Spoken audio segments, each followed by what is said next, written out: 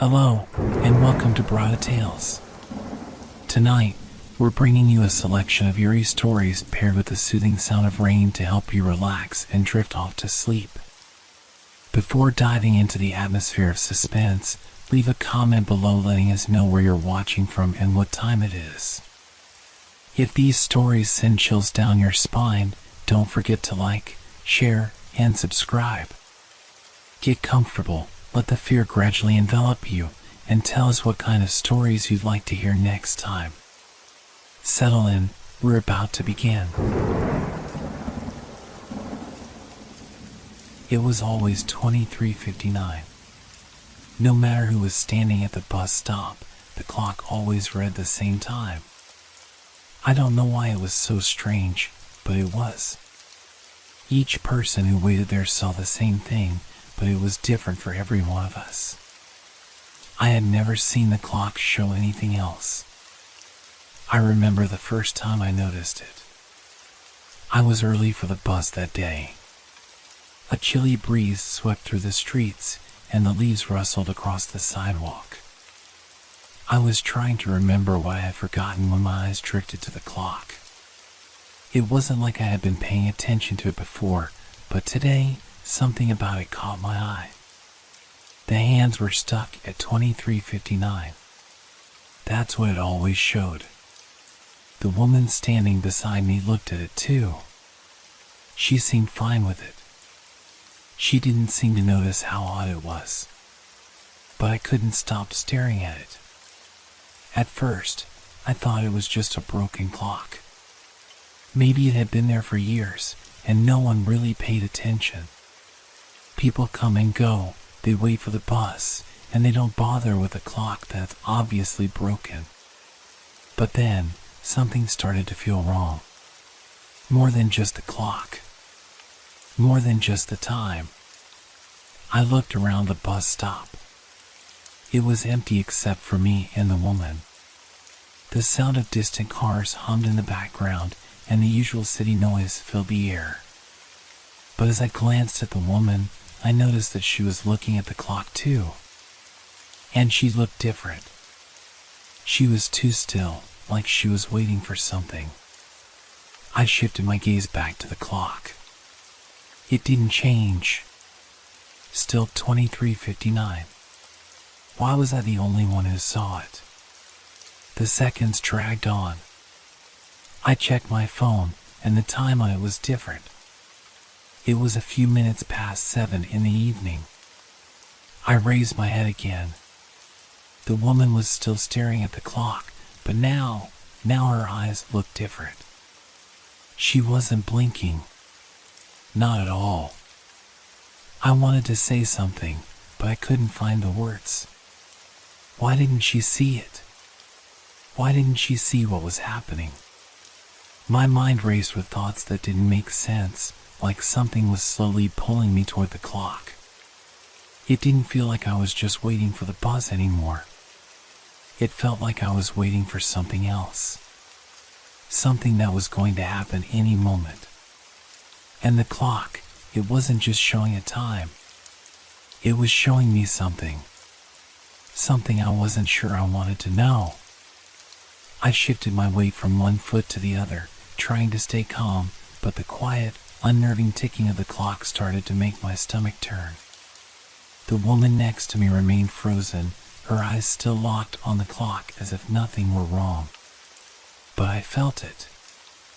I could feel something in the air, something shifting. The sounds around us seemed to get quieter, more distant. A distant rumble of thunder rolled across the sky, but there was no storm. The air grew heavy.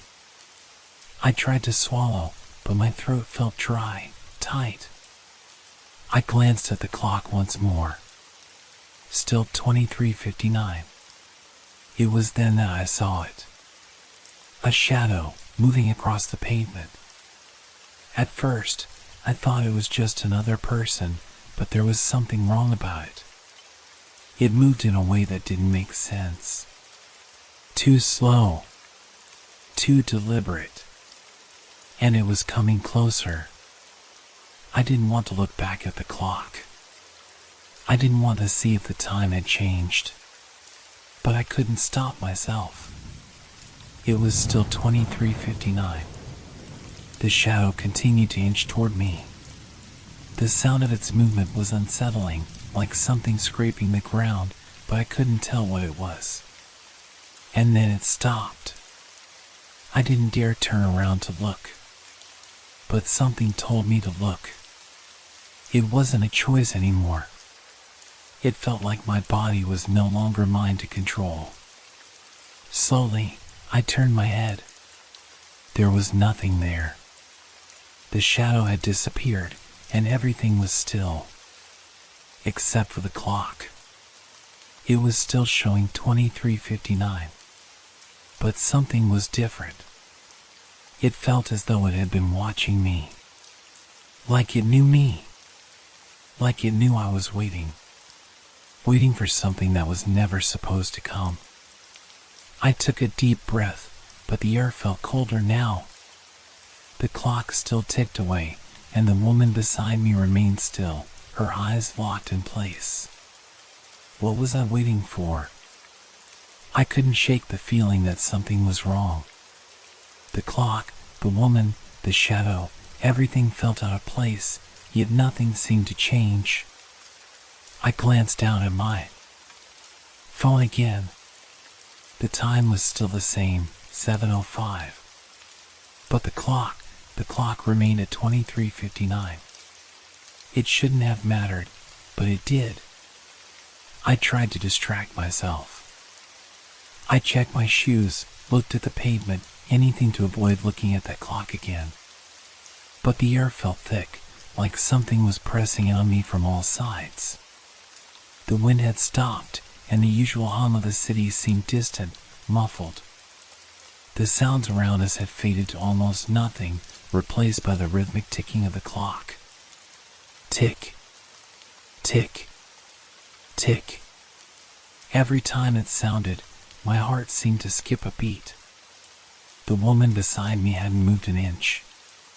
Her eyes were still fixed on the clock, unblinking.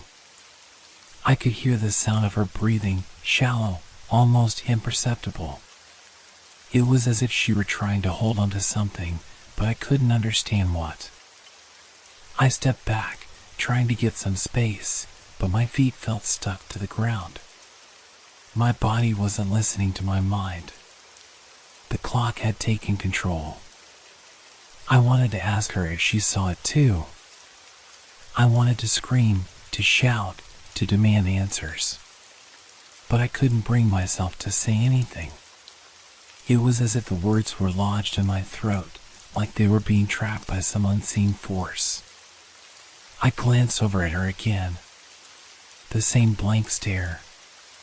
But then, for a split second, I thought I saw her lips twitch. It was so brief I almost imagined it, but it seemed like she was trying to smile, like she knew something I didn't. A shiver ran down my spine. I couldn't take it anymore. I needed to leave. But when I turned toward the street, I froze. The road looked different. The cars that had once been moving so quickly were now frozen, like statues, suspended in time. There was no motion, no life. Only the silent, empty street stretching out ahead. I looked back at the woman. She was still staring at the clock, but now I saw something new. A faint glow around her, like she was a part of the air itself. The clock ticked again, and the sound felt louder this time. Tick, tick, tick. It was all too much. My breath caught in my chest as I stepped forward, my legs unsteady. I had to get away from the clock, from her, from whatever this place had become. But as I moved, the air seemed to thicken around me. My feet felt heavy, like I was walking through mud, like the space itself was pushing back against me. I turned back to the clock. There it was, 23:59, without fail. But now, it didn't just feel like a broken timepiece. It felt alive. Like it was mocking me, toying with me. I looked at my phone again. Still 7:07. How could that be? Time wasn't supposed to move differently. But it was. The clock wasn't broken, it was something else. Something unnatural. A distant sound reached my ears. It was faint at first, like a soft rustle. I turned my head, but no one was there. The street remained as still as ever, the cars frozen in place. But that rustling, it was growing louder. Closer. It sounded like footsteps. I felt the hair on the back of my neck stand up. The footsteps were coming closer. But there was no one there. No one except me and the woman. And the clock. I swallowed hard. My heart pounded in my chest. I turned, desperate to find any sign of movement, any hint of a way out. But the shadows were closing in. I couldn't see clearly. It felt like the world was growing darker around me. Tick. Tick. Tick. The steps were closer now, and I could feel them. The ground beneath me was trembling slightly, as if the very earth was shifting. But nothing was there. The shadow reappeared. This time, it was clearer, more defined. It wasn't just a shape anymore. It was a figure. And it was standing right behind the woman. I couldn't breathe. She didn't react. She didn't seem to notice. But I felt it. I felt the coldness radiating from the figure. It was like a wave of ice creeping up my spine, numbing me from the inside out. The figure didn't move, but I knew it was watching me. Watching, waiting. And the clock ticked. Tick. Tick. Tick. I stepped backward, but my feet wouldn't move fast enough. The coldness spread, filling the air around me. The rustling sound, those footsteps, came closer. The figure behind the woman was closer. It was all closing in on me. I didn't know if I could survive this. But I had to try. I had to get out. I couldn't breathe. The cold air filled my lungs like shards of ice. My body felt frozen, like I was being pulled deeper into something, somewhere that wasn't real, yet felt all too familiar. The figure was behind the woman now, and it was impossible to ignore it. It wasn't just standing there anymore. It was moving, slowly, unnervingly closer. The woman didn't budge. She stood like a statue, still staring at the clock.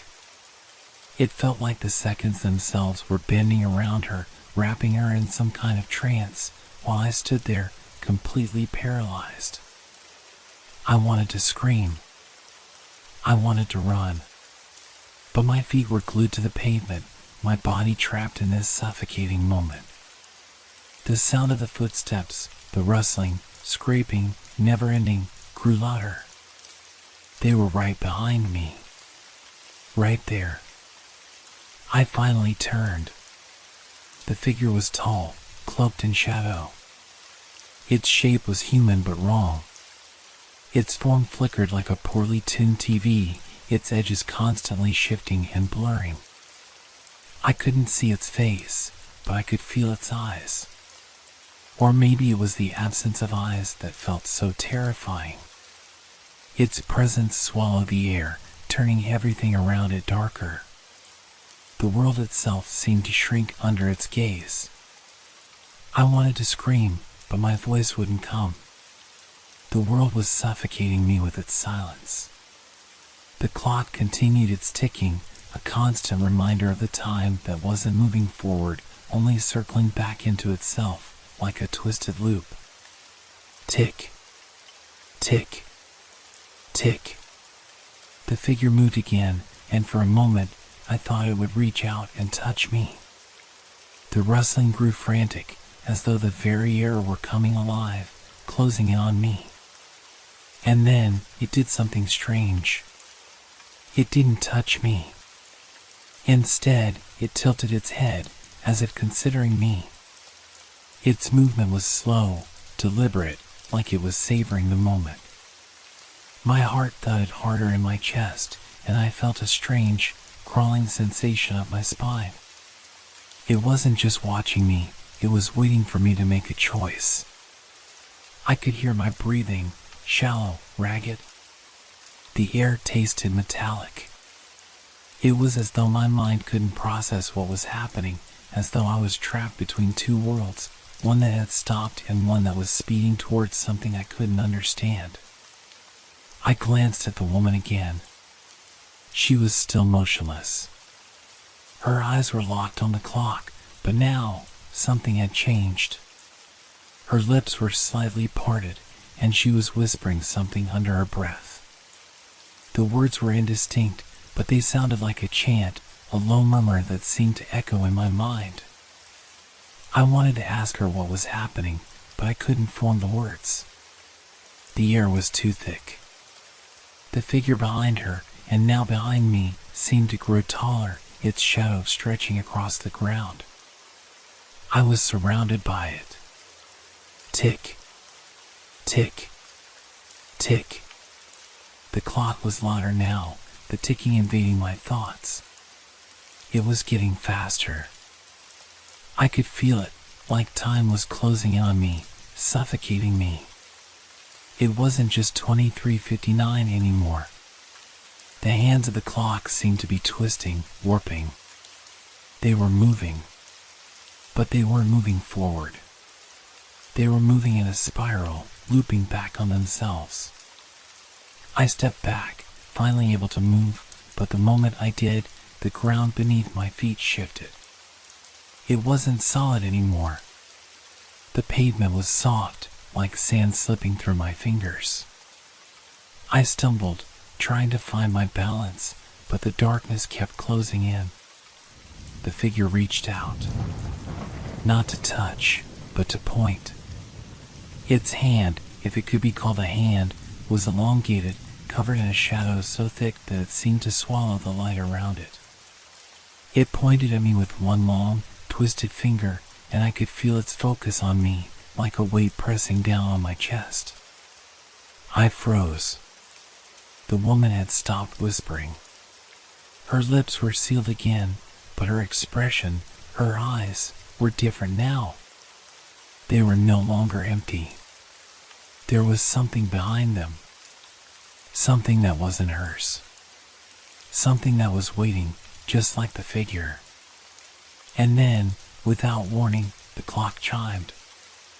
A single, loud, deafening sound. The noise vibrated through the ground, shaking everything in its path. It echoed in my ears, rattled my bones, and in that moment, the world seemed to split apart. The pavement cracked. The air split in two. The figure moved closer until it was right in front of me. It reached out again. This time, it wasn't pointing. I screamed, but it was swallowed by the noise, the endless, twisting tick of the clock. Time itself felt like it was stretching and tearing. The moment was no longer real. And then, I was falling. Everything went black. I woke up in darkness. My body ached, my head throbbed, and for a moment, I thought I might still be dreaming. But no, this wasn't a dream. The air was thick, like it was made of something heavy, something suffocating. I could feel the weight of it pressing down on me, pulling me deeper into the nothingness. I tried to sit up, but my limbs felt like lead. I pushed myself against the cold ground, but it wasn't solid. It shifted beneath my touch, like wet clay, like it didn't belong. My breath came in short gasps, and I tried to steady myself, but my head spun, and the disorienting feeling of being caught in something I couldn't control overtook me. The sound of the clock, that constant, insistent ticking, was there again. It wasn't just a sound, it was a presence. A pulse that seemed to reverberate through the very air around me, filling the space with a relentless rhythm. Tick, tick, tick. I wanted to shout, but my throat was dry, raw. I couldn't make a sound. I could barely breathe. I looked around, but there was nothing. No light, no shadows, just the empty void stretching on endlessly.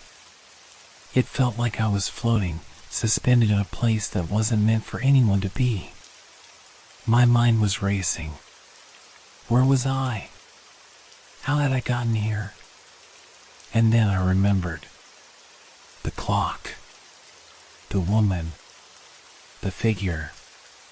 The fall.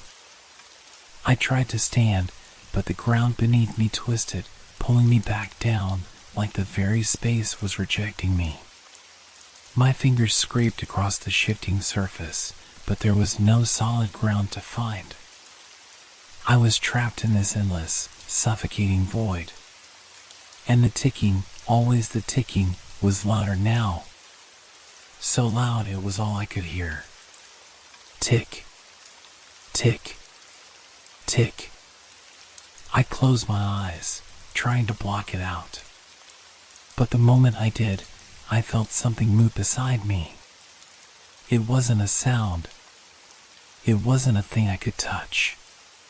It was a presence, a coldness that brushed against my skin, as though something unseen was standing there with me. I opened my eyes, but the void remained. Still empty. Still silent, except for the ticking. Then, out of nowhere, I saw it. A figure. The same one from before. It was standing in the darkness, watching me. Its form was blurry, like it was made of smoke, its edges flickering in and out of existence. It didn't move, but it was there. I could feel its gaze, cold and unrelenting, piercing through me. The rustling sound, the scraping footsteps, started again. Faint at first, but growing louder. It was coming closer. I couldn't move. I couldn't speak. I could only watch as the figure began to take shape. Its form solidified, and now I could see it clearly. It was tall, too tall, towering over me. The shadow of its body stretched across the ground, even though there was no light to cast it. The edges of its form flickered, like it was fighting against the space it occupied. And then I saw its eyes. I hadn't realized until that moment that it had eyes. But they weren't human. They were hollow, empty pits. There was no light in them, no life. Just a void. A void that sucked everything around it into nothingness. I wanted to scream, to run, but my body was frozen. I couldn't move. I couldn't even breathe. I could only stare at those empty eyes as the figure inched closer, its presence filling the space around me. The rustling was louder now, more frantic. The sound of the footsteps was all around me. I couldn't escape. The figure reached out. Its hand, long and twisted, seemed to stretch toward me, its fingers curling like tendrils, reaching for my throat, my face, my very soul. And then, just as it was about to touch me, everything stopped. The ticking, the rustling, the air itself. It all froze. For a moment, everything was still. I couldn't move, but neither could the figure. It was suspended in place, as though time itself had ceased to exist. I could only hear the beating of my own heart echoing through the silence. And then, in the midst of that frozen moment, a voice spoke. Not a sound, but a feeling. A thought that entered my mind as if it was my own, but it wasn't. It's not your time. The words echoed through my mind, repeated over and over. I felt a strange pull, a tugging, like I was being drawn back from the brink of something terrible. The figure remained still, its eyes still empty, its presence still suffocating, but now it seemed distant, faint, almost like it was losing its grip on me. And then, in an instant, everything shattered. The ticking returned, louder than ever. The rustling, the scraping steps filled the air again, drowning out all other sounds. The figure was gone.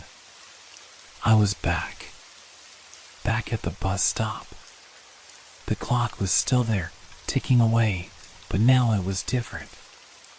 It wasn't stuck at 23:59 anymore. The hands were moving. Slowly, but they were moving forward. I looked around.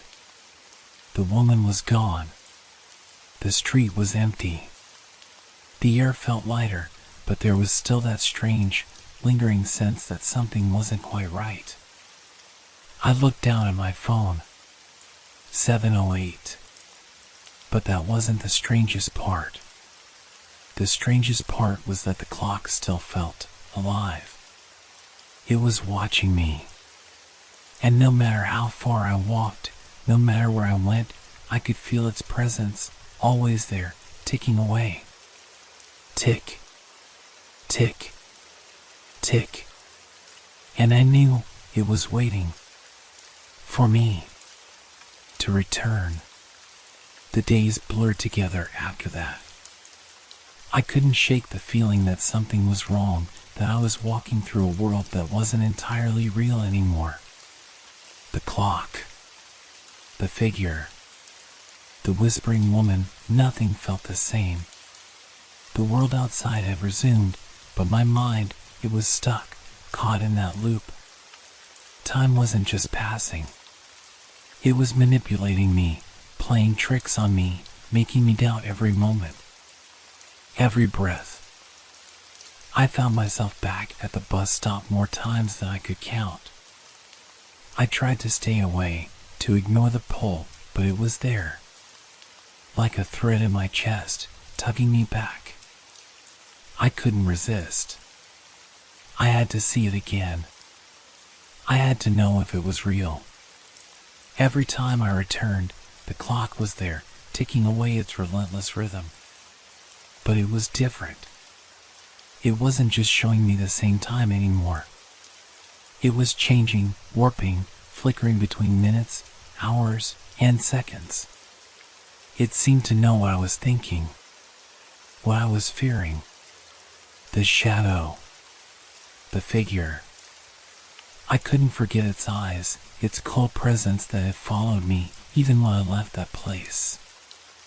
I tried to convince myself it was a nightmare, but it wasn't. It was real. It had followed me home. I didn't trust my own reflection anymore. The eyes staring back at me were different, haunted, watched. Every glance felt like the figure was standing behind me, waiting. Every tick of the clock felt like a countdown. Tick, tick, tick. I walked to the bus stop again, my legs heavy with the weight of uncertainty. The street was as empty as it always was now, no sign of life. Just the concrete beneath my feet and the unblinking clock in the distance. The minutes stretched endlessly as I approached it. When I reached the stop, I noticed something new. The bench was still there, but the space around it was wrong. The air felt thicker, heavier. The faint hum of the city seemed farther away, as though I were in a different place entirely. The shadows on the ground were longer than they should have been, stretching at odd angles, twisting in ways that made no sense. I turned toward the clock. The hands spun, faster now, faster than I could track. One moment it was 23:59. The next, it was 23:30. Then 2400. The numbers jumbled together in a dizzying blur. I took a step back. Something wasn't right. I could feel it in my bones. The temperature dropped suddenly and the wind picked up. But it wasn't just the wind. It was the air around me, becoming colder, heavier. My breath came out in invisible puffs, and the world seemed to shrink. I felt trapped, like the space itself was closing in on me. Then, I saw it. A figure in the distance. It was him. The same figure, standing at the far end of the street. It wasn't moving, but it was there. Watching. Waiting. I couldn't see its face, but I could feel its gaze, pressing on me. I turned away, trying to ignore it, but the weight of its presence was suffocating. It was closer now. I didn't need to look back to know that. I glanced down at my phone. 7:15. The numbers blurred for a moment. I rubbed my eyes, confused. I looked again. 7:15. But the clock, that clock, was showing something different. It was showing 23:59. Again. It was waiting. The footsteps came again. Not distant. Not faint. But real.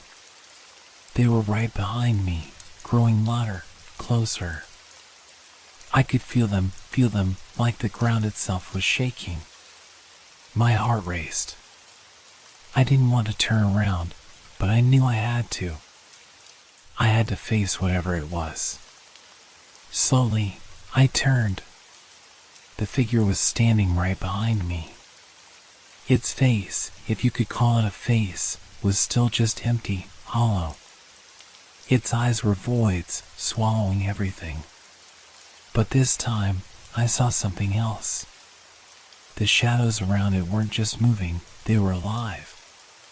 They twisted and flickered, reaching out toward me, pulling at the edges of reality. I wanted to run, to scream, to do anything to escape. But I couldn't move. My feet were cemented to the ground. My breath caught in my throat, and the air felt like it was pressing down on me, suffocating me. The figure stepped closer, and I could hear the scraping of its footsteps, the rustling of fabric, like something dragging against the earth. Tick. Tick. Tick. The sound of the clock was deafening now, pounding in my ears. Every second stretched, bending, warping. The world around me flickered. The street, the buildings, the bus stop, they were all disappearing. Everything was slipping away, like sand through my fingers.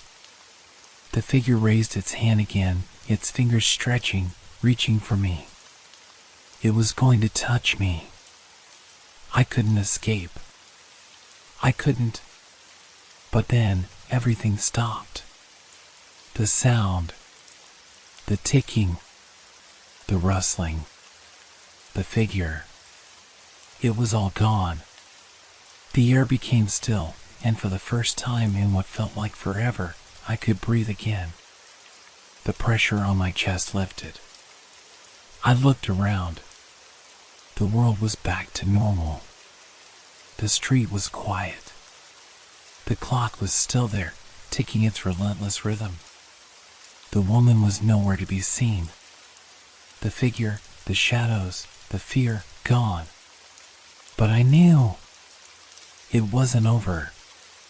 It was never over. The clock had stopped.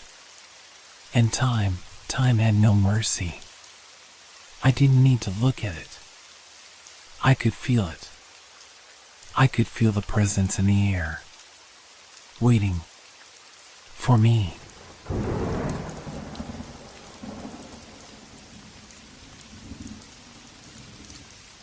Have you ever wondered what lies beneath the places you call home? What secrets the forgotten corners of a building might hold?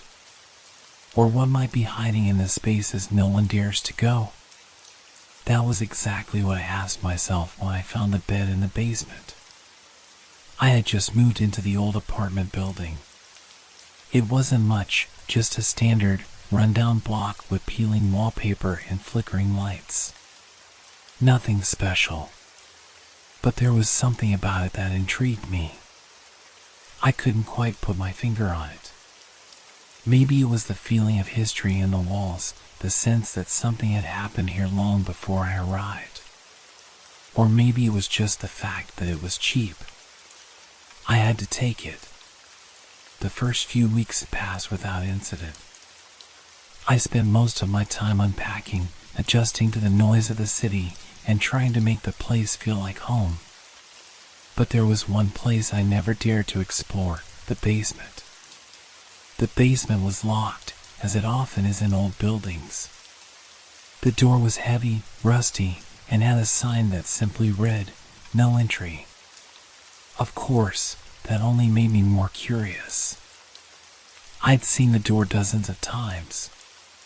Its dark, ominous presence called to me. I'd heard strange sounds coming from it late at night, when the wind blew just right and carried with it a faint scratching noise.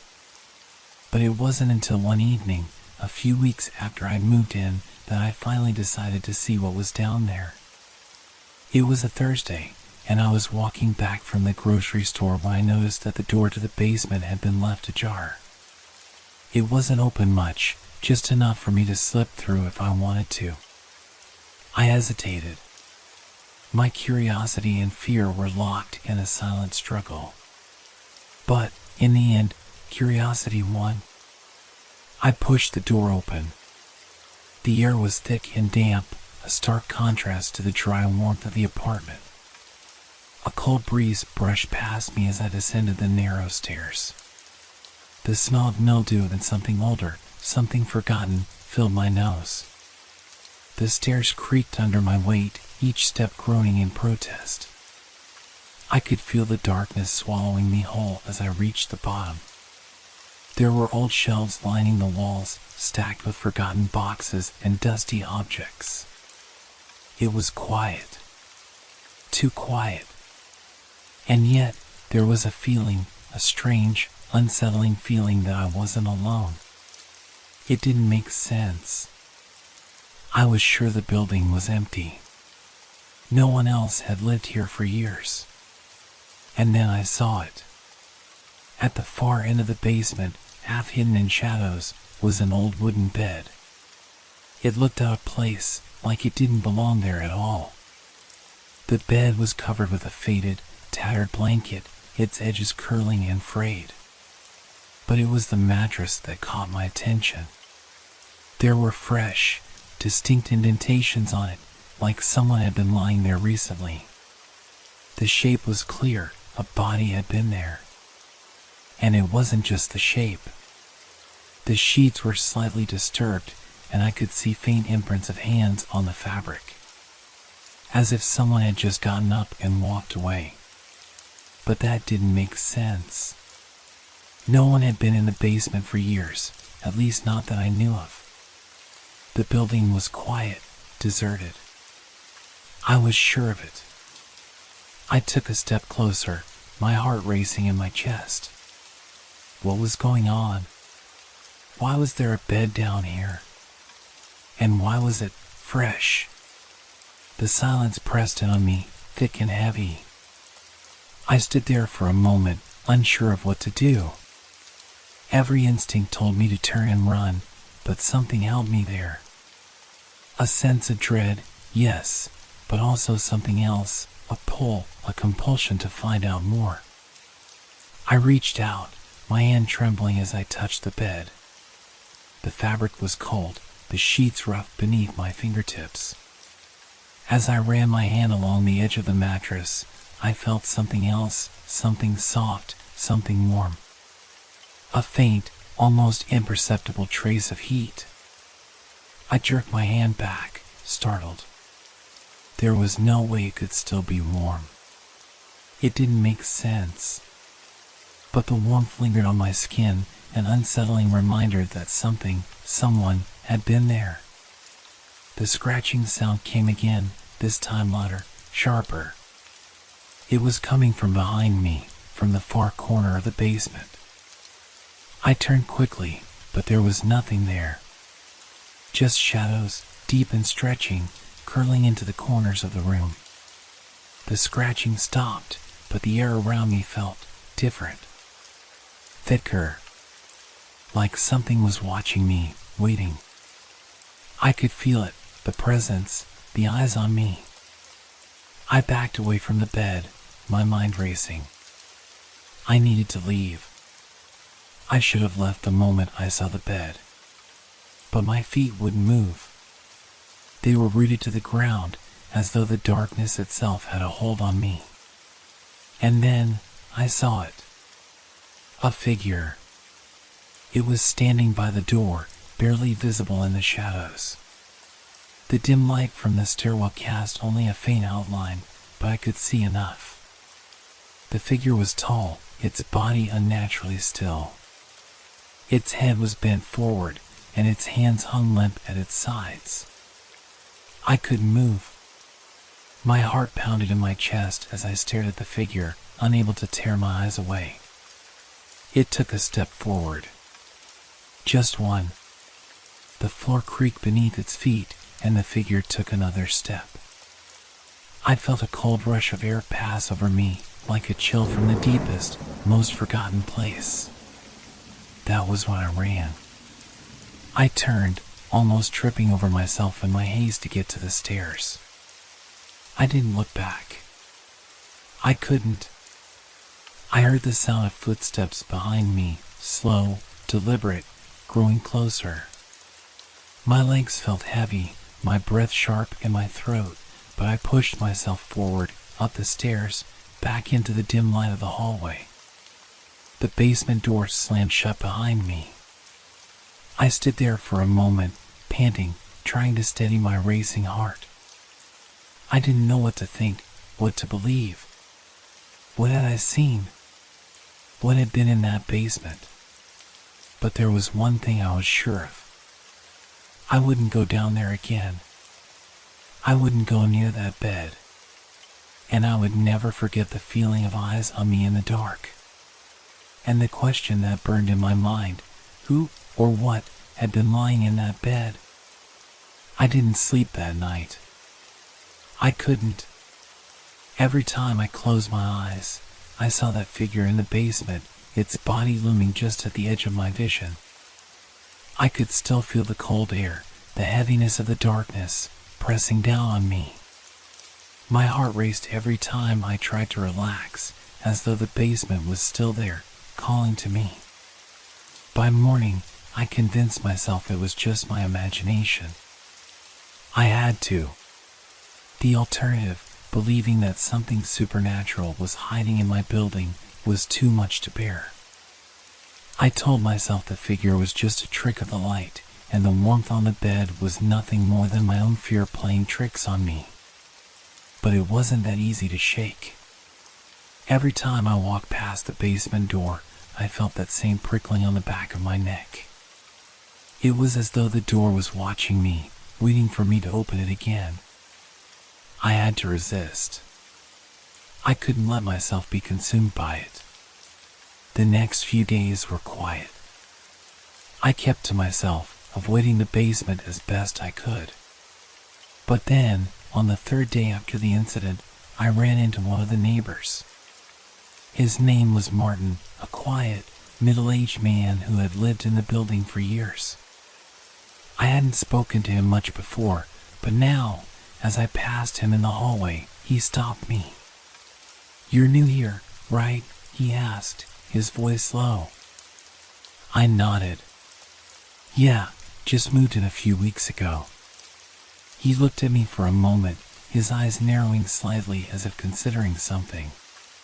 "Have you been down to the basement?" he asked, his tone almost casual, but with a hint of something else beneath it.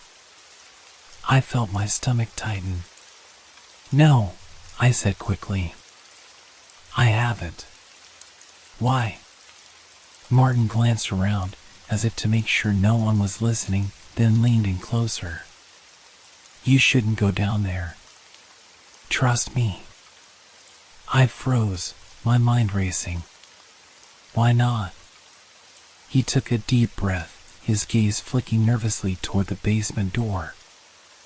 "I've been here a long time," he said, lowering his voice. "And there's something down there. I don't know what it is, but I've seen things. Strange things." "Like what?" I asked, my heart pounding. Martin hesitated, looking uncomfortable, as though the words were difficult for him to say. "A long time ago, someone lived in that building. A woman. She disappeared, just vanished one day. But before that, she used to stay down in the basement. People said she kept to herself, but there were always rumors. Strange noises, lights flickering at night. And the bed." He stopped suddenly, shaking his head as if he'd said too much. "Just don't go down there," he muttered, backing away slowly. "Some things are better left alone." I stood there, stunned, as he turned and walked away, leaving me alone with the heavy silence of the hallway. The words he had spoken hung in the air like a dark cloud, weighing me down. A woman? Disappeared? I felt a chill run through me. Was this connected to what I had seen in the basement? What had happened to her? And why had Martin been so adamant that I avoid the basement? That night, I couldn't sleep again. I kept thinking about Martin's warning, about the strange bed and the fresh impressions on the mattress. I couldn't ignore it anymore. There had to be something down there, something important. I didn't want to go back. I really didn't. But I couldn't shake the feeling that I had to know the truth. I had to see for myself. I waited until late, when the building was quiet, and then I made my way down to the basement. This time, I brought a flashlight with me, though I didn't really know why. I didn't want to go down there in the dark, even though I knew it wouldn't make much of a difference. The darkness was already in my head. The door was slightly ajar again. My hand shook as I pushed it open, stepping into the cold air of the basement. The smell hit me again, thick and musty, like something old, something forgotten. But this time, it was worse. The silence felt heavier, like something was waiting for me. I turned on the flashlight and scanned the room. The shelves were still there, stacked with old boxes and forgotten things. But the bed, it was different now. It looked older. The blanket was more tattered than before, the mattress sagging under the weight of time. And yet, it still looked disturbingly fresh, as if someone had just been lying there. I stepped closer, my heart in my throat. The air felt thick, almost suffocating. And then I saw it. The faintest imprint on the bed, barely visible, but unmistakable, the shape of a person. The same shape I had seen before. The body had been lying there recently. I backed away, the flashlight trembling in my hand, and that's when I heard it. A soft, rasping sound. It was coming from the far corner of the basement, a low scraping noise. Like someone, was dragging itself across the floor. My breath caught in my throat. I couldn't move. The sound was getting louder, closer, until it was right behind me. And then, there was a whisper. Just a whisper, barely audible, but I could hear it clearly. "Leave." I turned quickly, but there was nothing there. Nothing. But the air was cold. So cold. And the shadows, they were moving. Twisting. I couldn't stay any longer. I ran for the door, my heart pounding in my chest, my feet stumbling over the uneven floor. The scratching noise followed me, growing louder and louder until it felt like it was inside my head. I burst through the door and slammed it shut behind me, my breath ragged. I stood there for a moment, trying to steady myself, trying to calm the frantic pounding in my chest. But it wasn't over. I could still hear the whisper. It was inside my head now, echoing through my thoughts. Leave. I couldn't escape it. It was as if the whisper had followed me out of the basement, lingering in my mind. Leave, it echoed over and over, an incessant command that refused to fade. I had always thought of myself as rational, someone who didn't scare easily. But this was different. There was something about the basement, something about that bed, that was beyond my understanding. The next few days felt like I was walking through a fog. The weight of what I'd experienced was unbearable. Every corner of the apartment felt oppressive, as though the walls themselves were closing in on me. I couldn't stop thinking about the whisper. I couldn't stop seeing that imprint on the mattress, the indentation of a body that hadn't been there long. Something, or someone, was still there. I tried to go on with my life, but it was hard. I couldn't sleep. I couldn't eat. I couldn't shake the feeling that I was being watched. The eyes. The presence in the basement, it was all I could think about. The building seemed quieter than usual, but there was an unease in the silence. The other residents didn't talk much, but there was an undercurrent of tension in the air. Even Martin, who I had spoken to after my second visit to the basement, seemed more nervous than before. He wouldn't make eye contact when we passed in the hallway. He just nodded, quickly turning away. And then, one night, everything changed. I had decided to try and ignore the growing sense of dread, to force myself to sleep in my own bed.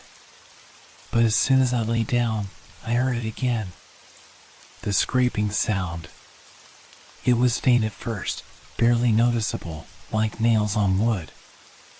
I told myself it was just the building settling, just another creak in the floorboards. But then it grew louder, more distinct. It was coming from the basement. I froze, staring at the ceiling, my heart racing. I tried to tell myself it was nothing, that it was just the building, but I couldn't. It sounded too real, too deliberate. And then I heard it again. The whisper. Louder this time. Closer. Leave. I felt the cold grip of panic. My eyes darted to the corner of the room, the shadows swallowing everything. There was no way I could stay here. Not now. Not with that sound, that whisper, whatever it was. I grabbed my coat and ran out of the apartment, my breath coming in shallow gasps. I didn't know where I was going. I just needed to get away. But as I ran down the hall, I saw something that made my blood run cold. The basement door was open. Wide open. It wasn't like the last time I had seen it, slightly ajar. This time, it was completely open, as if waiting for me to step inside. I couldn't move. I couldn't breathe. Every instinct screamed at me to run, to turn away, but my feet were rooted to the spot. And then, as if drawn by some invisible force, I stepped toward the door. It was as though the basement was calling to me, pulling me closer. I hesitated at the threshold, peering into the darkness beyond. The light from the hallway didn't reach far enough to illuminate the stairs, and I could feel the chill rising from below. That's when I heard it. The scraping noise. Louder than before. It wasn't coming from the far corner anymore. It was right in front of me. Something was there. Something was moving. I stepped back quickly, but then I heard it. The unmistakable sound of footsteps, slow, deliberate, and heavy, coming from the bottom of the stairs. The presence I had felt in the basement before was back. It was real. It was waiting for me. My heart pounded in my chest as I stood frozen, caught between the need to run and the unbearable pull to look deeper. I couldn't leave, not yet. Not until I knew the truth. Slowly, I stepped closer to the door, my hand trembling as I reached for the railing. I took a deep breath and forced myself to descend the stairs, one step at a time, my mind racing with fear. The cold air was suffocating, the atmosphere thick with something unnatural. At the bottom, the air felt different, heavier. And then I saw it. The bed. It was still there, but it looked even worse now, as if time had warped it, bending it out of shape. The mattress sagged even more, and the blanket had grown darker, as if soaked with something that had stained it long ago. And there, in the center of the bed, was the faintest imprint. A body. But this time, it wasn't just an imprint. There was something more. A presence, a shape, a figure under the blanket. It was as though the figure was waiting for me to notice it. The blanket shifted, just slightly, as if it were breathing. The room grew colder still, and I felt the unmistakable sensation that I was not alone.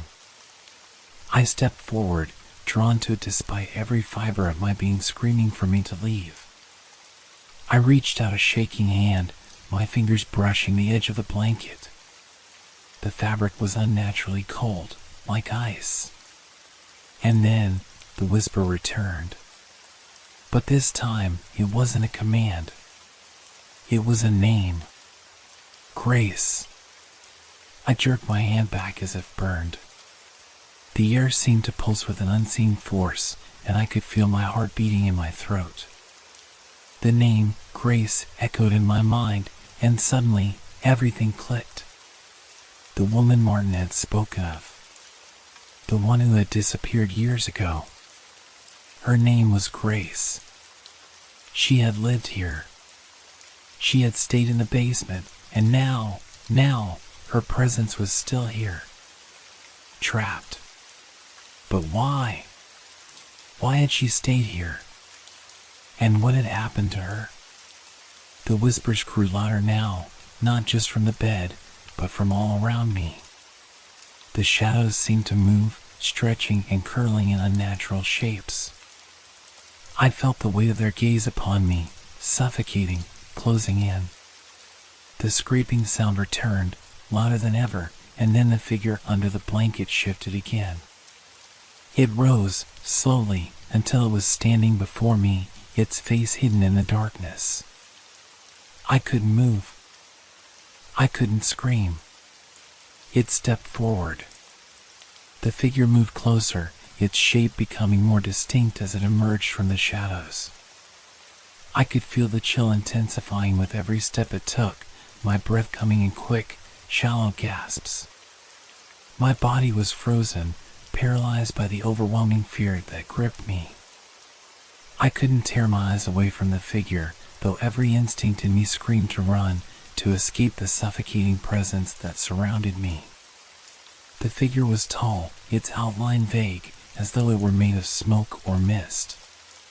Its face, if it had one, was obscured, a swirling darkness that seemed to move in on itself. The shadows were thick around it, twisting and contorting in unnatural shapes, like hands reaching out from the corners of the room. I wanted to scream. I wanted to run. But I couldn't. I was trapped in place, unable to move, unable to do anything but watch as the figure came closer. Grace, I whispered under my breath. The name was lodged in my throat, a knot I couldn't untangle. Was this her? Was this what had become of the woman who had disappeared all those years ago? The figure stopped just a few feet from me. The air between us felt thick, as if it were charged with something unholy, something ancient. And then, in the stillness, I heard it. A whisper. Not the usual whisper of leave, but something else, something much more sinister. You shouldn't have come. The words sent a jolt of terror through me. I felt my legs shake beneath me, but still, I couldn't move. I couldn't speak. The figure was watching me, and I could feel its gaze piercing through me, stripping away everything I was, everything I thought I knew. I swallowed hard, trying to gather some semblance of courage, but my voice failed me. I took a step back, and then another, but the figure was still there, still looming in the darkness, like a nightmare made flesh. Why did you come here? The voice was colder now, sharper.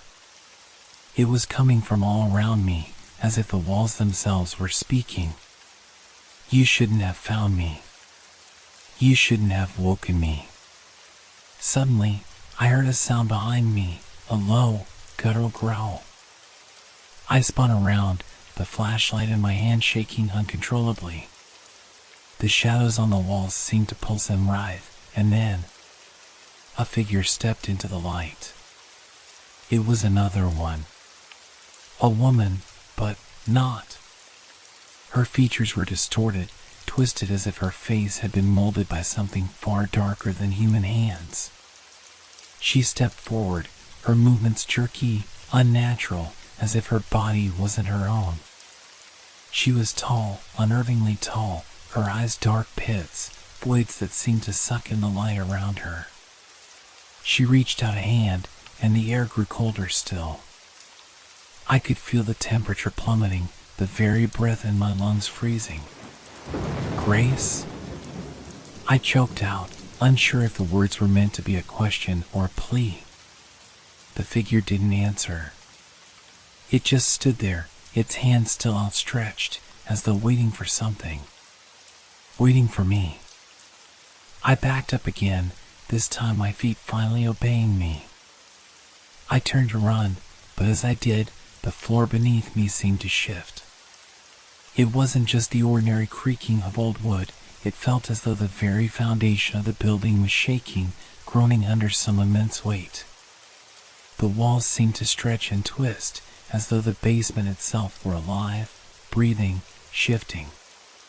And then, the floor opened up. It wasn't a loud crack or a dramatic shift. It was subtle, almost imperceptible, but the ground beneath me gave way. My foot slipped into the dark void, and before I could catch myself, I was falling. Falling. The air rushed around me, the sound of my heartbeat deafening in my ears as I plummeted. I braced myself for impact, but it never came. Instead, there was only darkness. Endless, suffocating darkness. When I opened my eyes, I was no longer in the basement. I was in a different place. A room with no light, no walls, no floor. Just an endless, void-like expanse, stretching in every direction. There were no windows, no doors, just this oppressive emptiness. The air was thick, heavy, suffocating. I tried to move, but my body wouldn't obey. It was as if I were floating, suspended in this endless blackness. And then I heard it. The whisper. You shouldn't have come here. I could feel it, feel the words in my bones. It was closer now, as though it was right beside me, pressing in on me from all sides. The darkness seemed to grow tighter, as though it was closing in, suffocating me. Leave. I opened my mouth to speak, to call out, but no sound came. The pressure in my chest grew, squeezing the breath from me. I couldn't breathe. I couldn't think. I couldn't. And then, I saw it. A figure, floating just a few feet away from me. The same figure from the basement, the one that had been waiting for me. The shadows swirled around it, thickening as it moved closer. Its face was still obscured, but I could feel its eyes on me. watching me, waiting. Why did you come? The voice asked again, the tone growing colder, more desperate. Why did you wake me? I opened my mouth to speak, but nothing came out. I couldn't explain it. I couldn't explain why I had gone to the basement, why I had ignored the warnings. I couldn't tell it the truth. There was no way to explain it. You can't leave, the figure said, its voice now a hiss, a threat that made my skin crawl. You can't escape. And in that moment, I realized the truth. I wasn't meant to leave.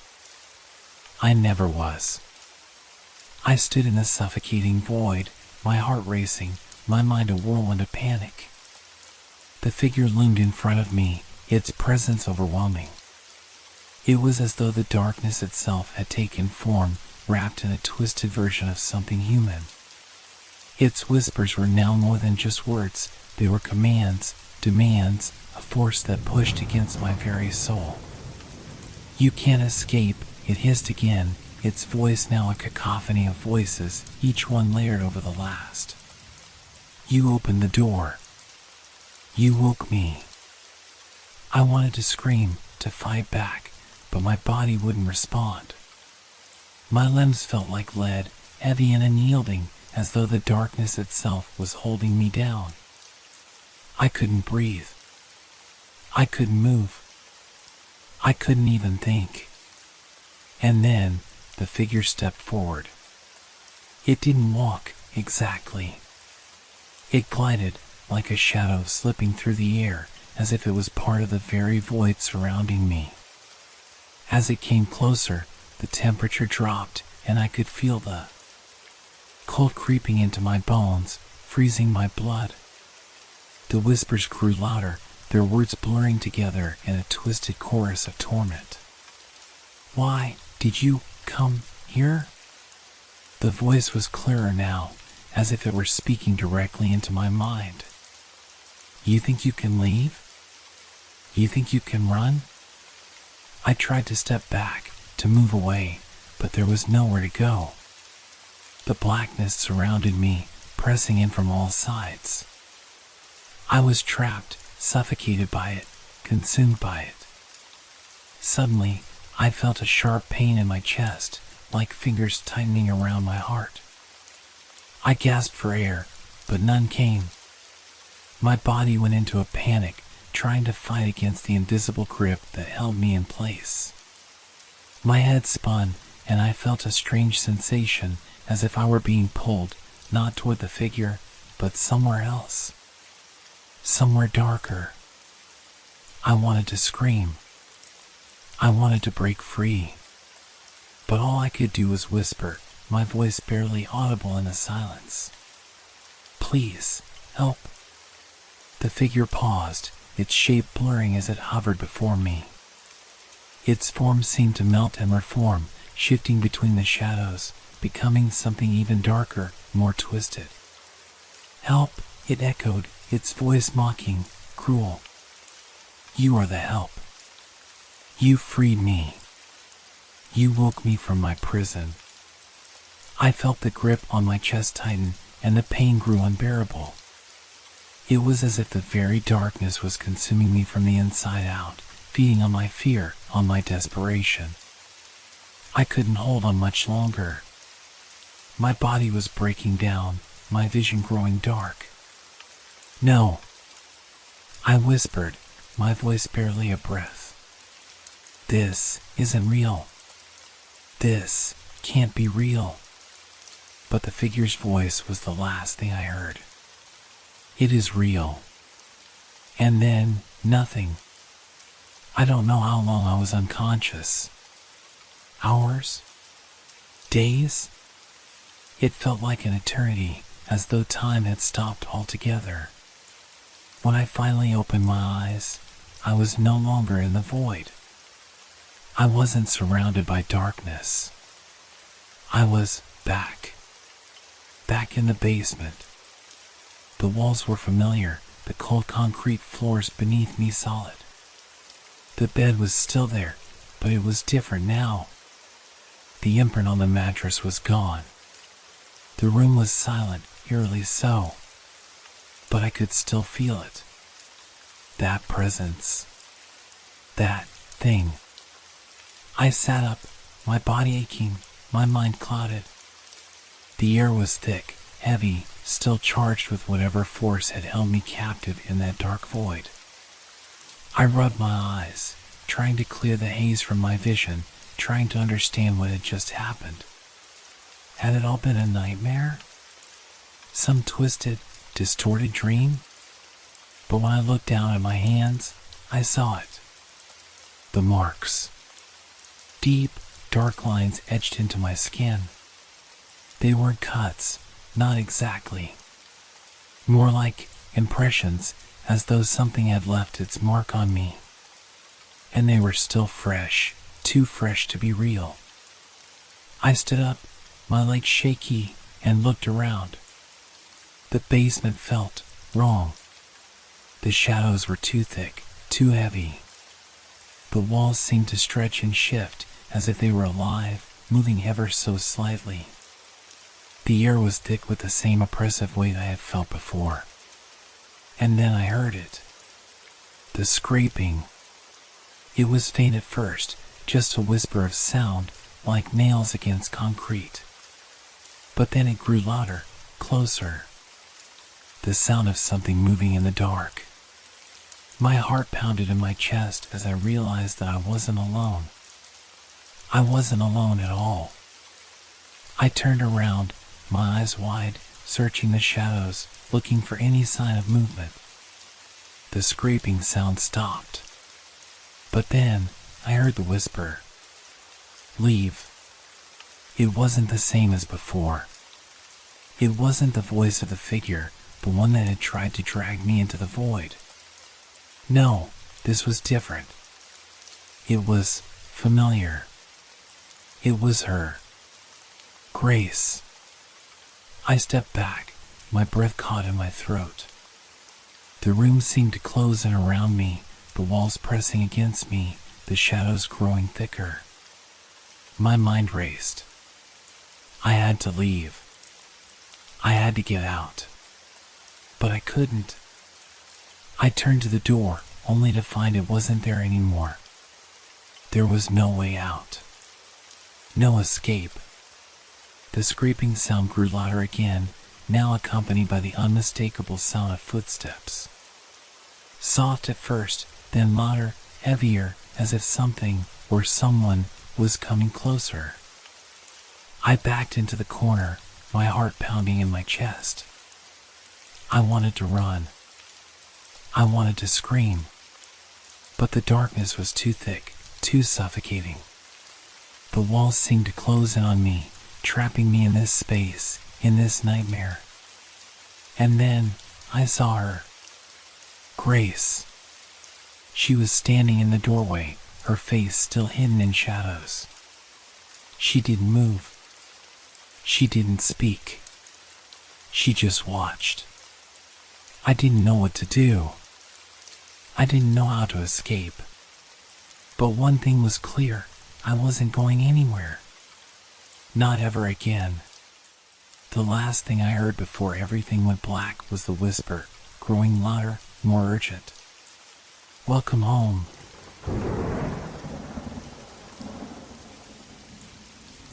Have you ever noticed the same person, day after day, sitting at the same spot in a cafe, their routine so predictable that it becomes a part of the background? At first, it's just an observation, something you don't think twice about. But when that same person begins to behave a little differently, you start to wonder, what's going on? I first noticed him 2 weeks ago. He sat alone, always at the small table next to the window. His coat was always dark, a little too thick for the weather, but it didn't seem out of place. He was unremarkable, really. His face was plain, with a subtle fatigue in his eyes. But there was something odd about him. The way he sat, always facing the door, always waiting for something. Or someone. I noticed another detail soon after. Every day, around the same time, noon, sharp, he would place a small black phone on the table. I never heard it ring, but after a few moments, he would lift it to his ear, speaking in low tones. The conversations were brief, no more than a few words exchanged before he would hang up. But the pattern was there, like clockwork. I told myself it was nothing, just the quirks of a regular at the cafe. I couldn't help but feel curious, though. He was always there when I came for my lunch. And he was always on the phone. Day after day. But one afternoon, something changed. I walked into the cafe, the warm smell of coffee and pastries welcoming me.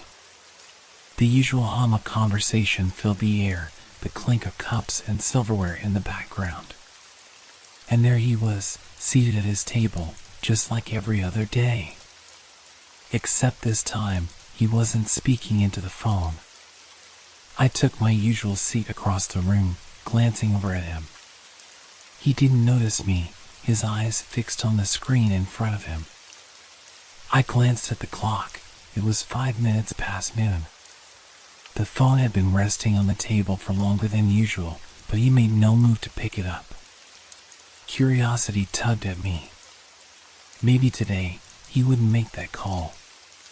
Maybe today was different. But then, the phone rang. It was a sudden sound that cut through the background noise, sharp and clear. I looked up from my cup, startled. I was expecting him to answer, as he always did. But instead, he just stared at the phone, unmoving.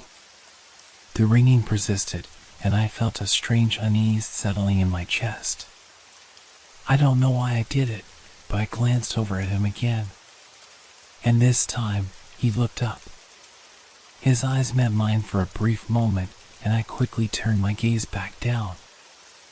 I tried to focus on my coffee, my hands suddenly trembling, but I could feel his stare on me, the weight of it pressing into my skin. The ringing stopped. For a moment, everything went silent. But then, something happened. The phone, which had been silent just moments before, rang again. This time, it wasn't at his table. It was at mine. I froze.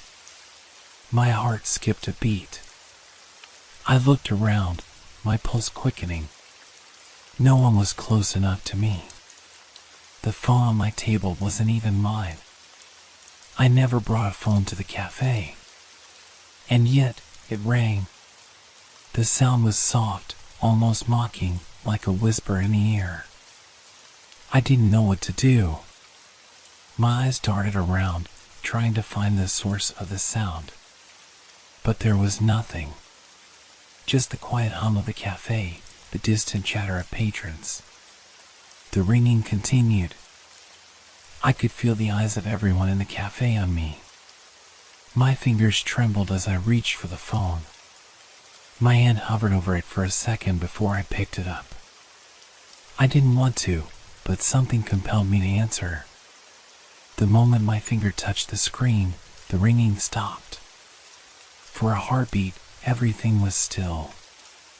Then, a voice, deep, almost guttural, came through the speaker. "What is your name?" I froze, my throat tight. The voice was clear, but there was an eerie, unnatural quality to it.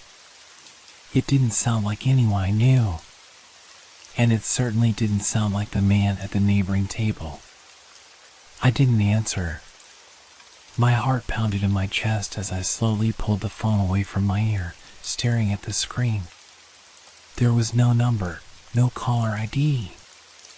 Just the message, unknown. I glanced over at the neighboring table. The man was still sitting there, but now he was looking at me again. His gaze was unblinking, intense. His mouth curled into a faint, unsettling smile. I wanted to get up, leave, but I couldn't move. My body was frozen, locked in place by something I couldn't explain. The voice still lingered in my mind, its words echoing in my ears. "What is your name?" It was the same voice. And then, the phone rang again. I didn't know what to do. Should I answer it? Should I run? But before I could make a decision, the cafe door swung open and a gust of cold air swept through the room. A figure stood in the doorway. Tall, cloaked in shadow. For a moment, everything felt wrong, the light in the room dimming, the air growing heavier. And the phone stopped ringing. The figure didn't move, but I could feel its presence. The man at the neighboring table finally stood up. He didn't say a word, but his eyes locked with mine. The faint smile remained on his lips. I could hear his voice in my head now, like a whisper, "It's too late." And then the door closed behind him. Everything was still again. But I knew, in that moment, that nothing would ever be the same. The cafe was quiet, but the phone, it was still there. And I knew it would ring again. The door closed, the gust of cold air lingering for a moment before the warmth of the cafe slowly returned. I sat there, still holding the phone, my mind racing. The ringing had stopped, but the tension in the room hadn't. It clung to the walls, the air thick with something I couldn't quite place. The voice, the man at the neighboring table, the figure in the doorway, it was all too much to process. I put the phone down, my hands shaking. I had to leave. I had to get out of there. But I didn't move. I couldn't. For the first time since I'd walked into this cafe, I felt like I was trapped in a place that wasn't real. The chatter of other customers seemed distant, muted, like a world I couldn't reach. I glanced around the room and everything felt wrong. The tables were too close together, the floor a little too glossy, the lighting a little too dim. It was as if the space was shifting, folding in on itself. I forced myself to stand, my legs unsteady. I needed to go. But then, a shadow passed over the floor. I froze, looking down. I didn't see anything, but I felt its presence, a shift in the air. I looked back toward the door. No one had entered, but the feeling was there, like someone was standing just behind me, watching me. I slowly turned my head, scanning the room. Nothing. Just the same tables, the same chairs, the same faces I hadn't paid attention to before. But now they all seemed off. Their eyes didn't meet mine, but I could feel their gaze, like they knew something I didn't. I swallowed hard, forcing myself to move. My legs felt heavy, like I was walking through thick air. I made my way toward the door, avoiding eye contact with anyone. When I reached the exit, I paused, my hand hovering over the handle. A strange compulsion pulled me back. Someone had been watching me. I couldn't shake the feeling. My fingers twitched as I turned the handle and stepped outside. The cool breeze hit my face, a small relief. The street outside was busy, the usual sounds of traffic, people walking, and the hum of city life surrounding me. It felt normal, almost comforting, like I was back in a world I understood. But the moment I took a step, something clicked in my mind. The cafe, it wasn't right. I looked back over my shoulder. The cafe door was closed, but something wasn't quite there. It was the same place, but not. It was like a copy of a memory, a shadow of something real. I shook my head, trying to clear the thoughts. Maybe I was just tired. Maybe it was just the shock of what happened with the phone. But I couldn't shake the feeling that something was watching me from inside. I walked away from the cafe, trying to push the unease aside. But the moment I rounded the corner, I heard it again. The ringing. I froze, my heart leaping into my throat. The sound was so clear, so close. It was coming from behind me. I turned quickly, but there was no one there. The street was quiet, the shops closed. No one was near me. The ringing stopped. My pulse hammered in my ears as I took a hesitant step forward. The world felt too still, too silent. I could feel the weight of it, the anticipation. It was as if something was just waiting for me to make the wrong move. I quickened my pace, my steps echoing in the empty street. But then, from the corner of my eye, I saw him. The man from the cafe. He was standing across the street, his figure half hidden in the shadows of the alley. His coat was the same dark color, his posture just as stiff. And though I couldn't see his face, I felt the weight of his gaze. I stopped in my tracks, my heart pounding. He didn't move, but he didn't need to. I knew, somehow, that he was waiting for me. And that phone, it was still out there, ringing. I couldn't hear it, but I could feel it, vibrating in the pit of my stomach, an urgency that made me sick. I took a deep breath, my legs shaking, and forced myself to turn away. I kept walking, faster now, my steps quick and loud in the empty street. The man was still there, just out of sight, but I knew he was following me. The ringing started again, louder now, echoing in my ears. It was real. It was happening. And no matter how fast I ran, it wouldn't stop. I didn't know what to do. I didn't know who he was or what he wanted, but the longer I stayed, the closer he got. And the phone wouldn't stop ringing.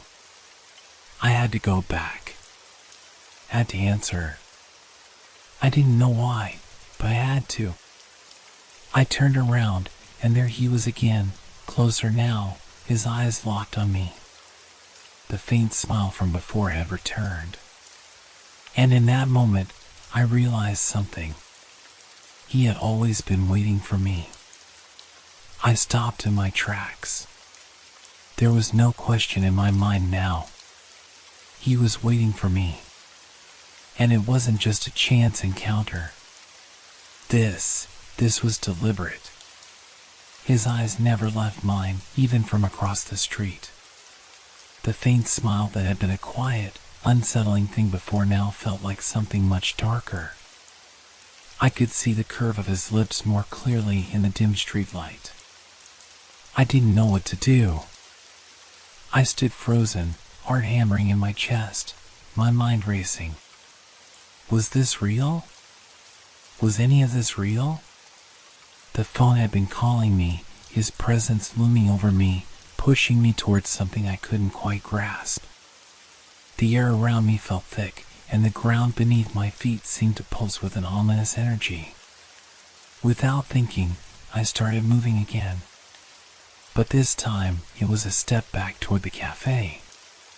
Something inside me knew that running wasn't going to change anything. He wasn't going to let me escape this. I had to face it. I crossed the street, my feet moving on their own, the sound of my footsteps far too loud in the heavy silence. As I got closer to the entrance of the cafe, I felt the weight of my decision. I didn't know if I was doing the right thing, but I couldn't turn away anymore. Not from the phone.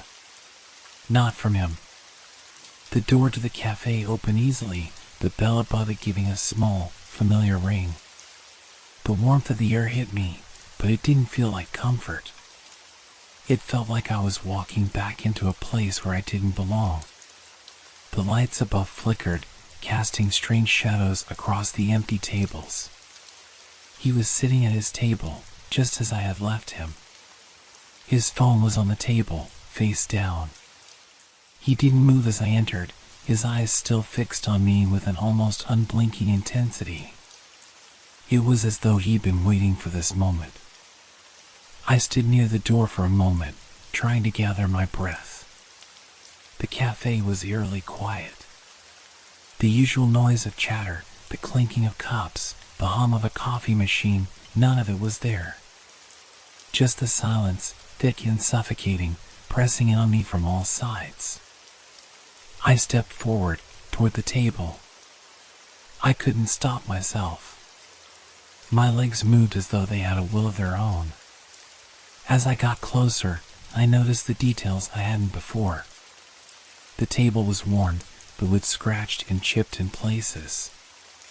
There was a half-empty cup of coffee in front of him, though it had long since gone cold.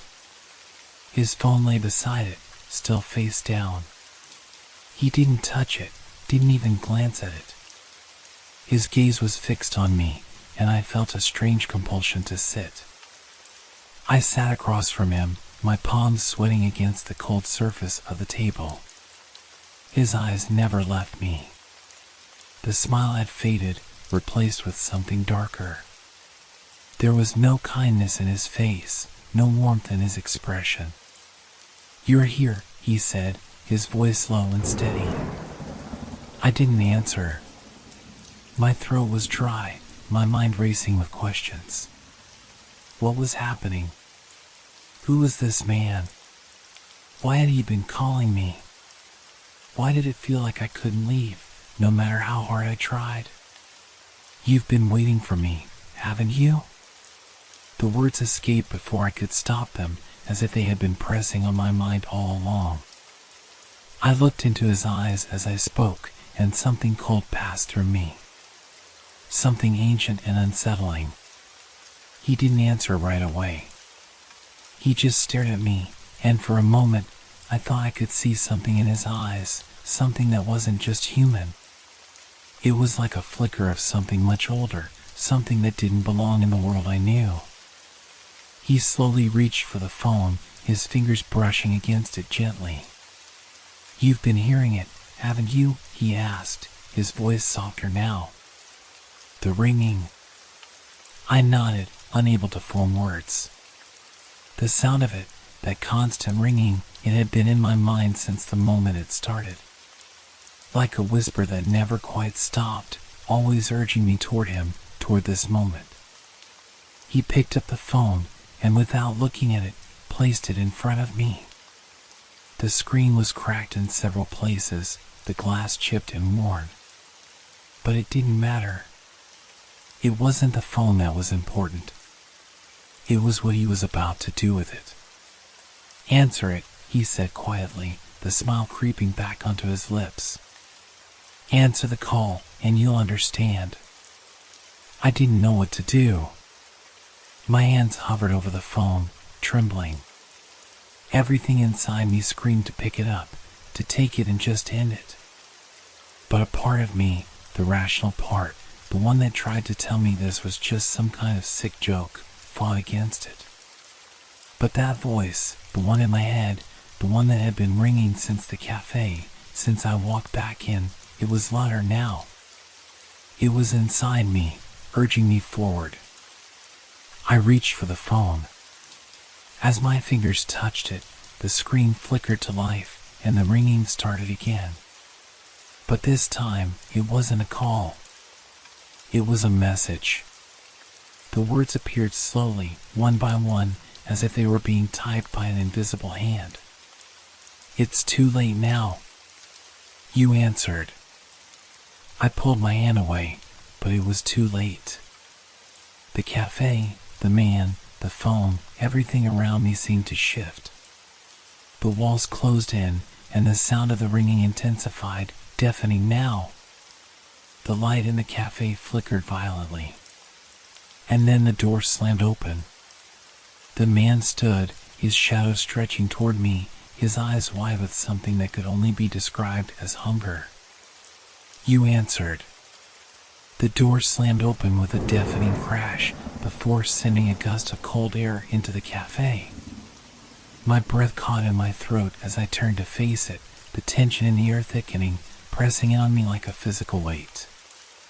For a split second, I thought I saw something, a shadow moving, flickering across the threshold, before it disappeared into the dark of the street.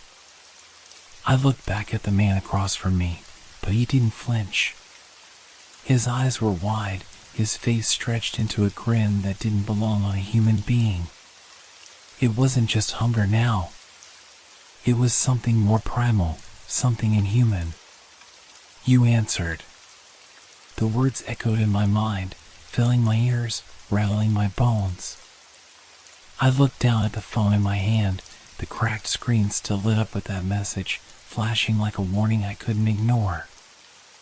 I dropped the phone onto the table, but it stayed there, the message lingering as if it were burned into my thoughts. I stood up abruptly, my chair scraping against the floor with a screech that made the hairs on the back of my neck stand up.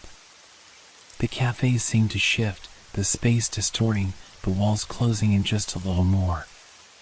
The dim light above flickered wildly, casting shadows that moved on their own, creeping along the walls, stretching toward me. But it wasn't the walls that I needed to worry about. It was him.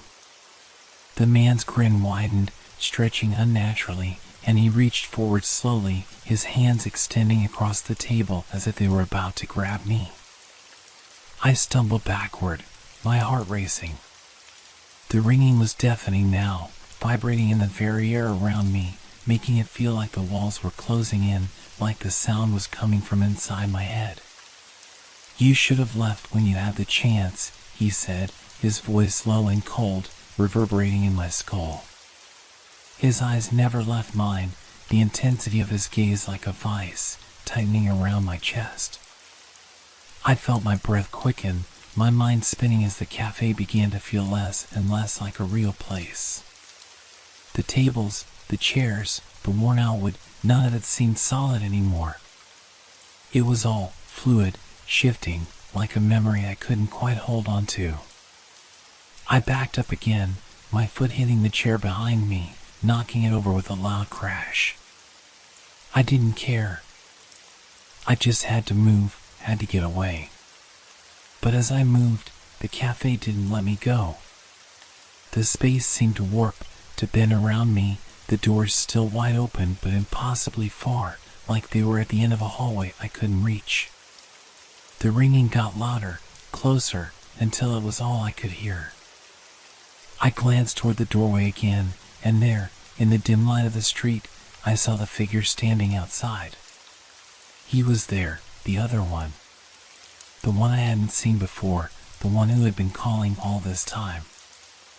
I wasn't sure how, but I knew it was him. He was tall, his features blurred by the shadows, but I could feel his presence. I could feel that he was a part of this, that everything was connected.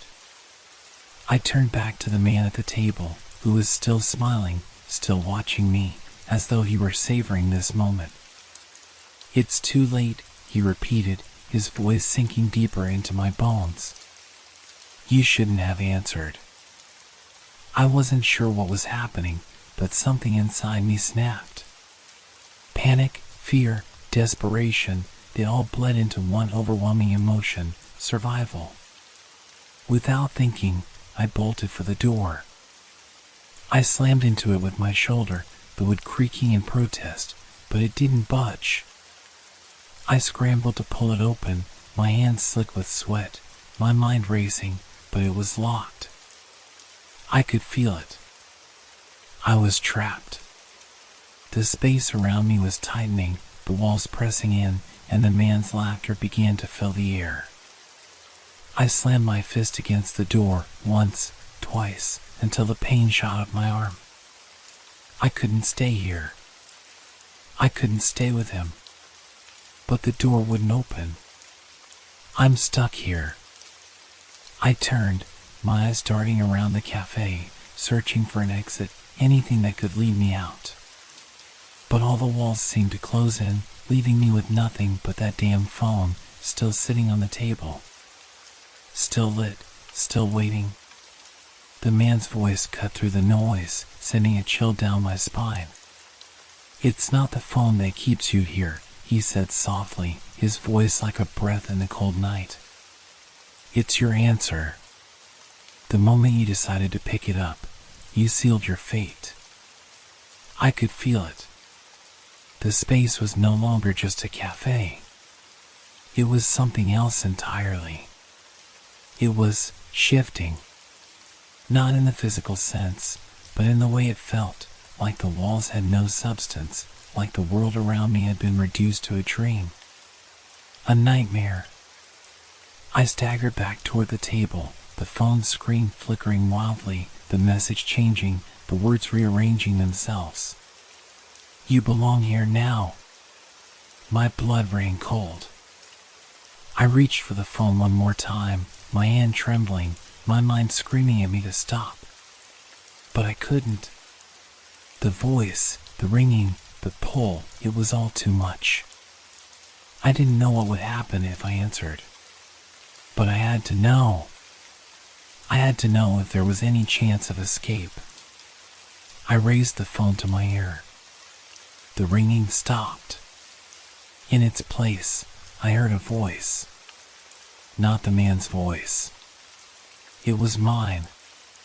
And it whispered, "You shouldn't have picked up the phone." And then the world went black. I awoke to silence. The overwhelming ringing had vanished, but the air was still thick with a strange weight, as if the world around me was holding its breath.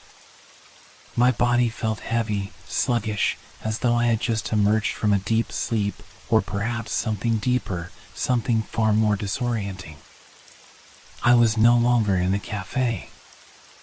I blinked rapidly, my eyes adjusting to the dimness, and I found myself sitting on a cold, hard floor. The walls were unfamiliar, but I could tell they were the same, those smooth, faded beige tiles. The same sense of suffocating emptiness filled the space, only now I could feel something worse lurking in the air. The temperature had dropped significantly. I could see my breath in front of me, a thin mist rising with each exhale. I stood up unsteadily, my legs weak, as if I hadn't moved in days. My heart hammered in my chest, but I couldn't remember how I had gotten here. Everything was a blur. The cafe, the strange man, the phone, none of it made sense anymore. I looked around, my pulse quickening. This wasn't the same cafe. It couldn't be. The walls were lined with stark, industrial-looking shelves filled with old, forgotten objects, dusty boxes, stacks of papers, broken appliances.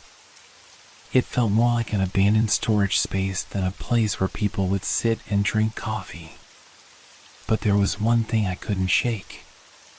The door. The one I had tried to escape through, the one that wouldn't open, was right in front of me. But it was different now, darker, older, the wood warped and cracked, the handle rusted. The same sense of unreality clung to it, and yet, it was all too real. I was trapped in this place, whatever it was, whatever it had become. I turned back around, my breath coming in short gasps. The room was silent, save for the faintest sound, like something shifting just out of reach. But no one was here. No one that I could see. But that doesn't mean no one is here. I moved toward the door, instinct pulling me forward. The handle creaked when I touched it, as though it hadn't been turned in years. With a force I didn't know I had, I yanked it open. The space beyond the door stretched into a long hallway, dark and foreboding. There was a faint glow far down at the end, but the hallway itself was suffocatingly narrow, the walls closing in on me with every step. The sound from before, the shifting, the soft, unsettling rustle, was louder now. Closer. I couldn't stop myself. My feet moved forward as if someone else was controlling them. I knew I had to get out, had to escape whatever had taken me here, but something deeper. Inside me, something primal, was pushing me to go on. I couldn't look back. Not now. Not when I felt it breathing down my neck. The hallway seemed to stretch forever, the lights flickering overhead, casting long, jagged shadows along the walls. But as I reached the end, the light seemed to dim even further. I stepped into what felt like a room, and for the briefest of moments, I thought I saw a figure standing in the corner, cloaked in shadow. The same figure I'd seen outside the cafe. I froze. It wasn't possible. It couldn't be. But the silhouette didn't move. It was just standing there, waiting, watching. I couldn't speak. My voice felt stuck in my throat. My mind was screaming for me to turn and run, but my legs wouldn't obey. The figure took one step forward, then another. The room felt smaller. The air grew colder. And then it happened. A voice echoed out, smooth and calm, like it had always been here, waiting for me to hear it. "You shouldn't have picked up the phone," it whispered, the words chilling me to the bone. I tried to back up, but there was no more space. The walls pressed in. The figure was close now, and I could feel its presence, a suffocating pressure that made it hard to breathe, hard to think. Then, the voice spoke again, but this time it wasn't just in my head. It came from somewhere deeper, somewhere close enough to touch. "This is where you belong." The air was so thick now that it felt like I was drowning. I reached for the phone in my pocket, but when I pulled it out, the screen was blank. Nothing. The message was gone. And that's when I understood. The phone, the calls, the man in the cafe, none of it was real in the way I had imagined. None of it had ever been. It had been pulling me here, to this place, to this moment, where reality bent and twisted and melted into something darker, something eternal. There was no escape. There never had been. I couldn't fight it anymore. I didn't want to. All the fear, all the struggle, everything faded into nothing as I stood there, feeling the darkness around me, swallowing me whole. And then I heard the phone ring. But it wasn't just a call. It was the last sound I would ever hear.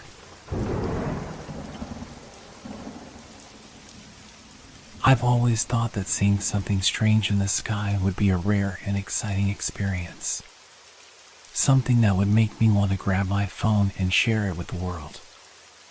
I never thought that a strange light show would change everything about my life.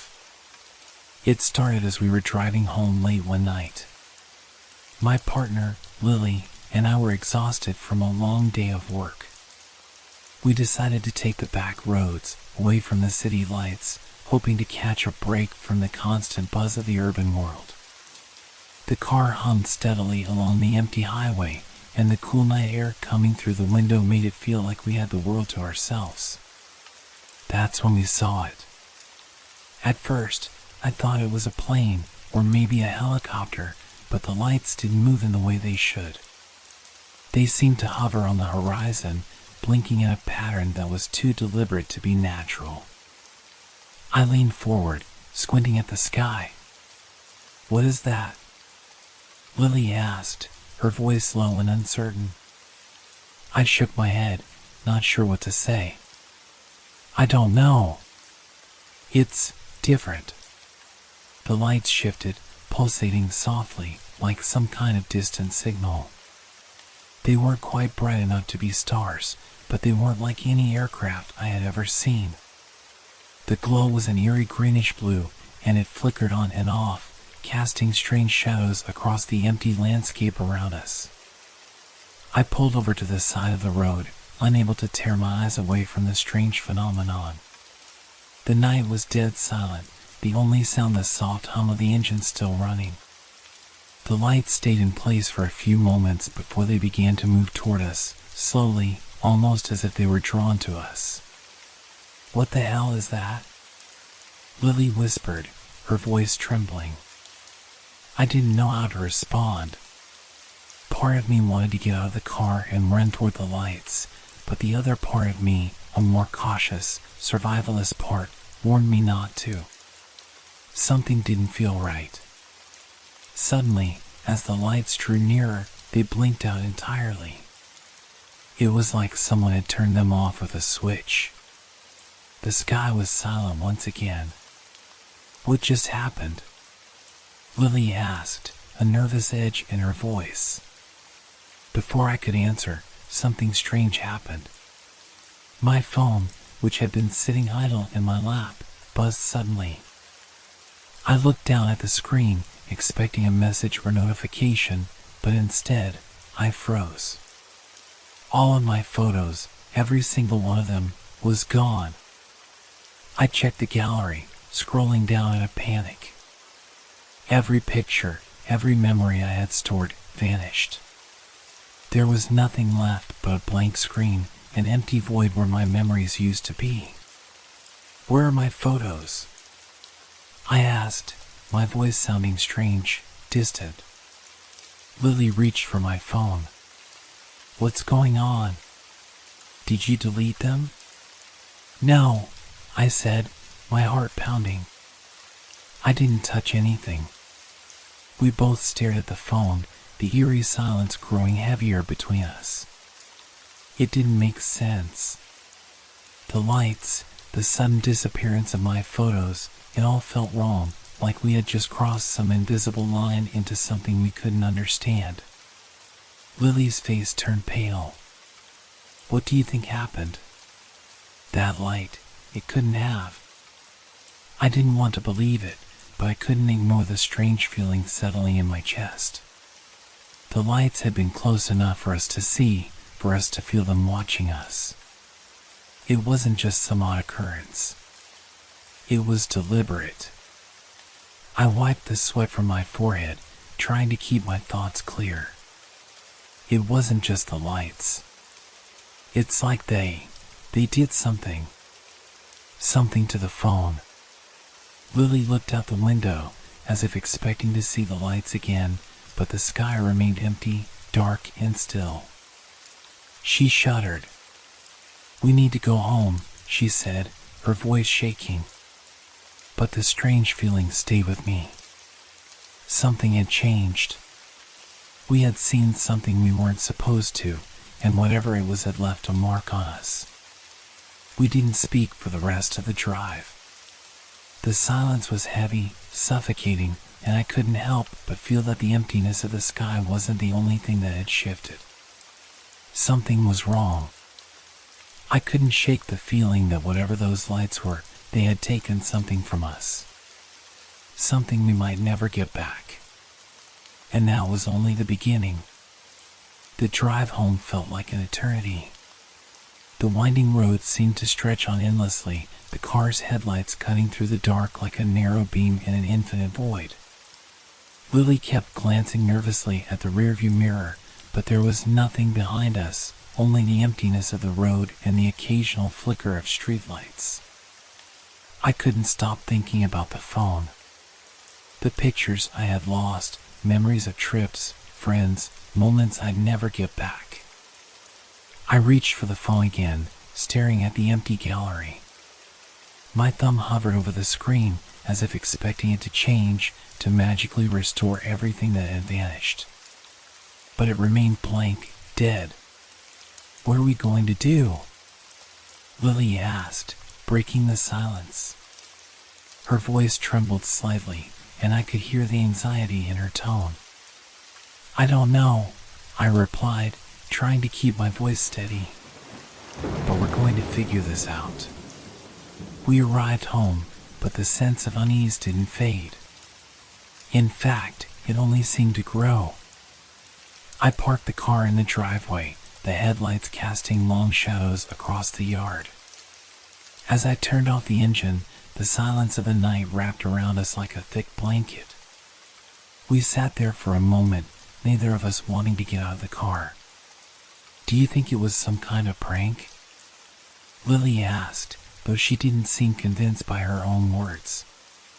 No, I said slowly, my mind racing. That was no prank. Whatever it wasn't natural. I glanced at the sky again, but it was just the same. The stars twinkled softly, and there was nothing that could explain the strange lights we'd seen. I didn't even know how to begin to make sense of it all. When we finally got inside, I tried to distract myself by checking the rest of my phone's apps. The contacts were still there, the messages were fine, but the photos, nothing. I even tried restarting the phone, thinking it might be some glitch, but when it booted up again, everything was just as it had been. Empty. Lily was pacing nervously, her eyes scanning the walls of our small living room. The usual cozy ambience of our home felt distant, foreign. The strange feeling in my chest hadn't gone away. I couldn't shake the thought that something had followed us home. I keep thinking about the lights, Lily said, breaking the silence.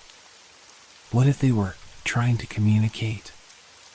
Communicate? I repeated, frowning.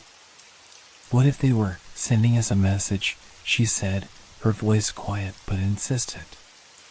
We saw them so clearly. And then my phone, our phones, losing the pictures. Maybe it wasn't just random. I swallowed, suddenly feeling the weight of her words. Could it be? Was there a deeper connection between the lights and the strange malfunction? It didn't make sense, but it felt like there was something more to it. I stood up abruptly, shaking my head. I'm going to call the phone company, see if they can help. Maybe it's a bug or something. I grabbed my phone and dialed the customer service number, though a sinking feeling lingered in my stomach. The line connected, and I listened to the usual automated messages before finally being put on hold.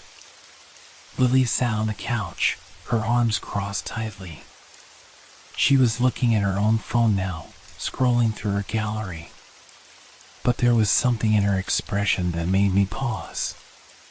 Do you think it's happening to me too? She asked, her voice barely above a whisper. I glanced at her phone, then at her.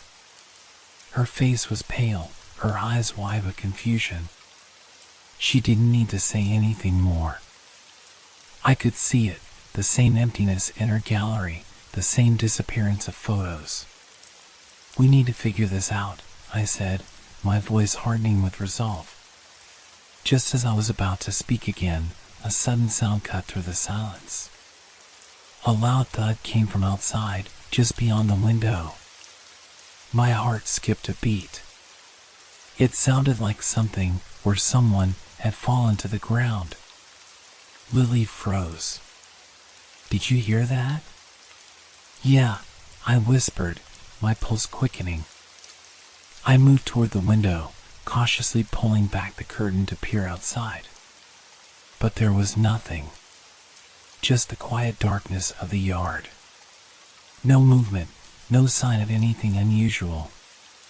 Yet the air felt charged, as if something unseen was lurking just beyond my sight. I shook my head, frustrated. There's nothing out there.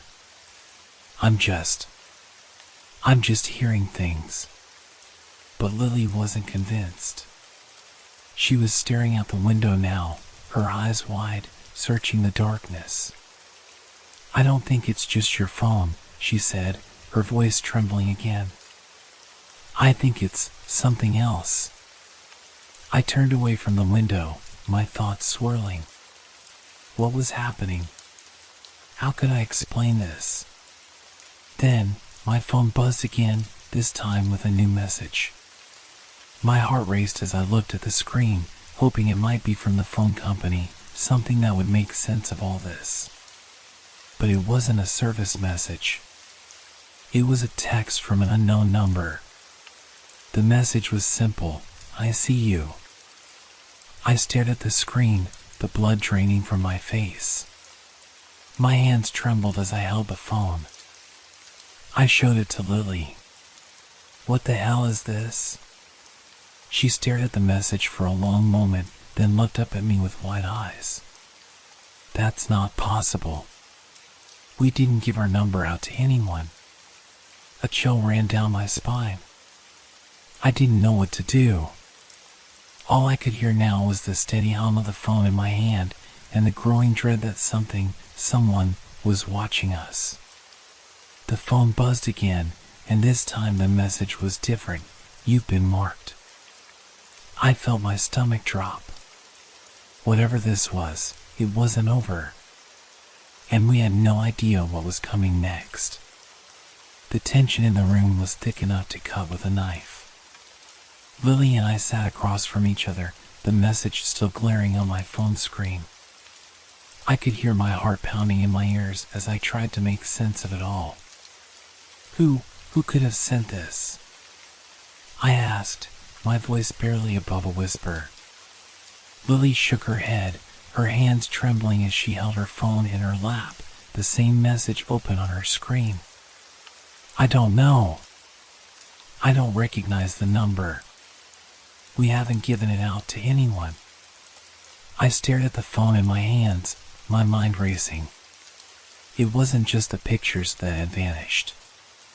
It wasn't just the lights we had seen. Now, someone knew we had seen them, someone or something knew everything. The phone buzzed again. I jumped, nearly dropping it in my haste to read the new message. My hands were slick with sweat, my mind still spinning. You can't escape. I felt a cold rush of fear grip my chest. This wasn't just a prank. It couldn't be.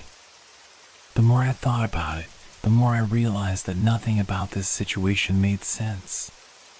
The lights in the sky, the lost photos, the cryptic messages, there was no logical explanation for any of it. Do you think this is some kind of surveillance? Lily asked, her voice barely audible, her eyes wide with a mixture of fear and disbelief. I shook my head. I don't know. But it feels like we're being watched, like they know everything about us. The lights we saw earlier, that strange, glowing phenomenon, what if it was connected? What if those lights weren't just lights? What if they were trying to tell us something? Or worse, what if they were something far worse, some kind of warning or signal? Another buzz. The message on the screen sent a shiver down my spine. I'm closer than you think. I stared at it, unable to move. Every part of me wanted to throw the phone across the room, but I couldn't. It was like it was pulling me in, dragging me deeper into this nightmare. I glanced at Lily, and I could see the fear mirrored in her eyes. What does it want from us? Lily whispered. I don't know. But I have a bad feeling that this is only the beginning, I muttered, swallowing hard. My breath felt shallow, my throat tight. I walked over to the front door and peered out into the yard again. The darkness stretched out before me, almost unnaturally still. The usual sounds of the neighborhood, the rustle of leaves, the hum of distant traffic, were gone. It felt like the world had gone silent, holding its breath. I felt a chill run down my spine as I closed the door behind me and turned back to the living room. Lily was still staring at her phone, her eyes flicking from the screen to me. I could tell she was thinking the same thing I was. Whoever, or whatever, was sending these messages wasn't done with us. The phone buzzed again. I didn't want to look at it, but I couldn't help myself. The message that appeared this time was the most unsettling one yet. You're not alone. I felt my stomach churn. That was it, the last thing I needed to hear. The thought that someone, or something, might be in the house with us was enough to send my pulse racing. I looked at Lily, who had gone pale. Do you feel that? It's like the air is thick, heavy. She nodded, her eyes darting nervously around the room. I could see her grip tightening on her phone, but she didn't say anything. We were both acutely aware of how quiet everything had become. The walls seemed to be closing in, the shadows in the corners of the room somehow darker than before. Suddenly, there was a knock at the door. I froze. My entire body went rigid. Lily's hand shot to her mouth to stifle a gasp. The knock came again, louder this time, more insistent. I slowly approached the door, my mind racing. It was late, far too late for anyone to be out there. Who could it be? Was this part of whatever was happening to us? Was this just the beginning? I hesitated for a moment, then, against my better judgment, I reached for the doorknob. As I twisted it, the door swung open with an eerie creak, revealing nothing but the dark, empty yard. There was no one there. Not a soul in sight. I stepped outside, heart pounding, looking left and right. My breath hung in the air, the only sound the slight rustling of the wind. But there was no one. No sign of movement.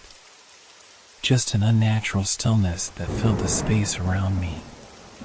"Are you okay?" Lily's voice came from behind me, soft and shaky. I turned to face her, about to respond, when I felt it, a cold breath on the back of my neck. I spun around. Nothing. But the hair on my arm stood up. I couldn't shake the feeling that something was just out of reach, something that was watching us from the shadows. I rushed back inside and slammed the door shut, locking it behind me. My heart was racing, my breath quick and shallow. I turned to look at Lily, whose face was white as a sheet. "We need to get out of here," I said, panic rising in my chest. Lily didn't argue. She grabbed her coat, and we hurried toward the door. We couldn't stay here. We couldn't just sit around and wait for whatever was happening to us to catch up. But as I reached for the handle, the phone buzzed one last time. "You can't escape. You're already ours." I froze. It felt like the walls were closing in. The room, the house, the world itself, everything was pressing in on us, suffocating us. And somewhere, in the deepening silence of the night, I knew this was far from over. Whatever was coming for us was just beginning to make its move. We didn't know how much time we had left. But one thing was clear, we weren't alone. The phone buzzed again, sending a wave of panic through my chest. This time, though, I couldn't bring myself to look at it. My eyes were fixed on the door. The air inside the house had thickened, pressing down on us like the weight of 1,000 unspoken words. Every corner of the room seemed to hide something, something just out of sight, lurking in the shadows. Lily clutched her coat tightly around her shoulders, her breath shallow and quick. "We can't stay here," she whispered, voice trembling. I nodded, but the realization hit me, leaving wasn't going to solve anything.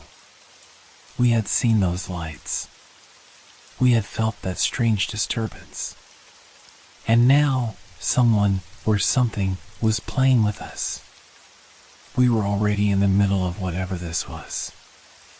I glanced back at the phone, which had gone silent. For a brief moment, there was nothing but the soft hum of the fridge and the distant sound of wind rustling through the trees outside.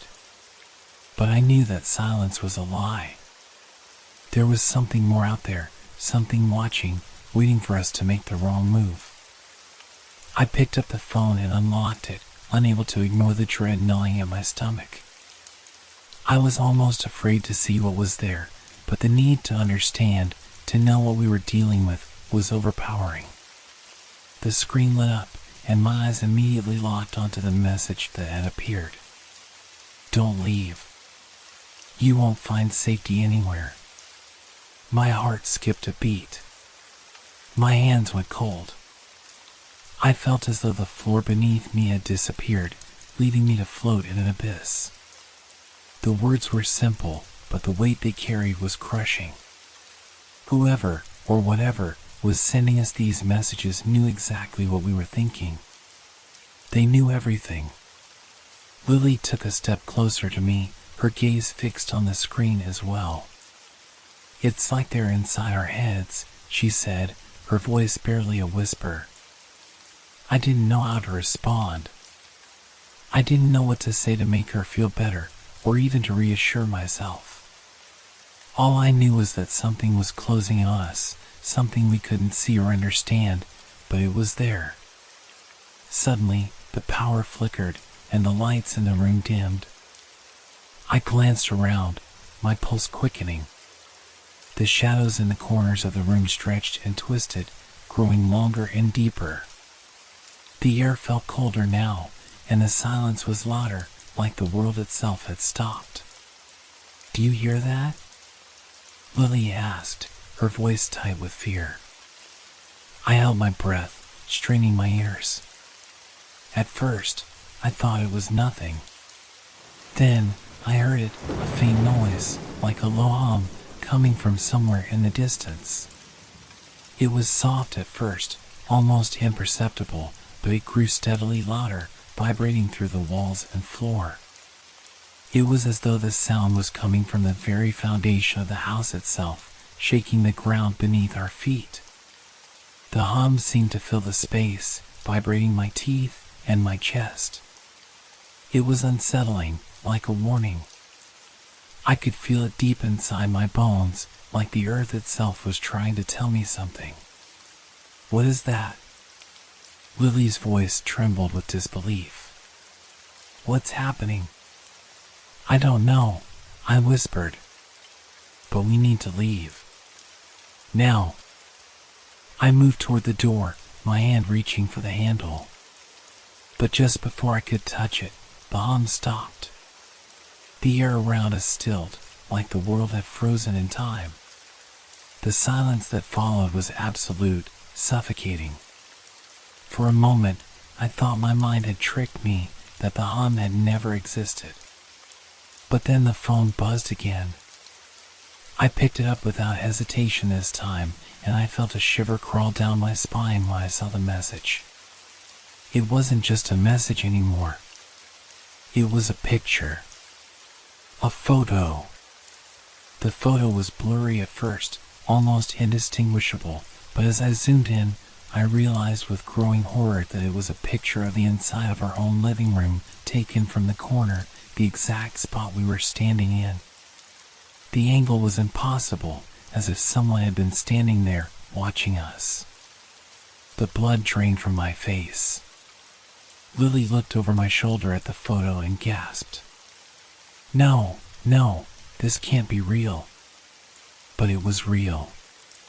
The details were too clear, down to the small lamp on the coffee table, the exact positioning of the furniture, and the faint reflection of our faces in the window.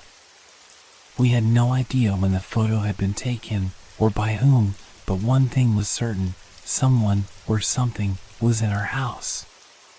Right now. The door behind us slammed shut with a deafening bang.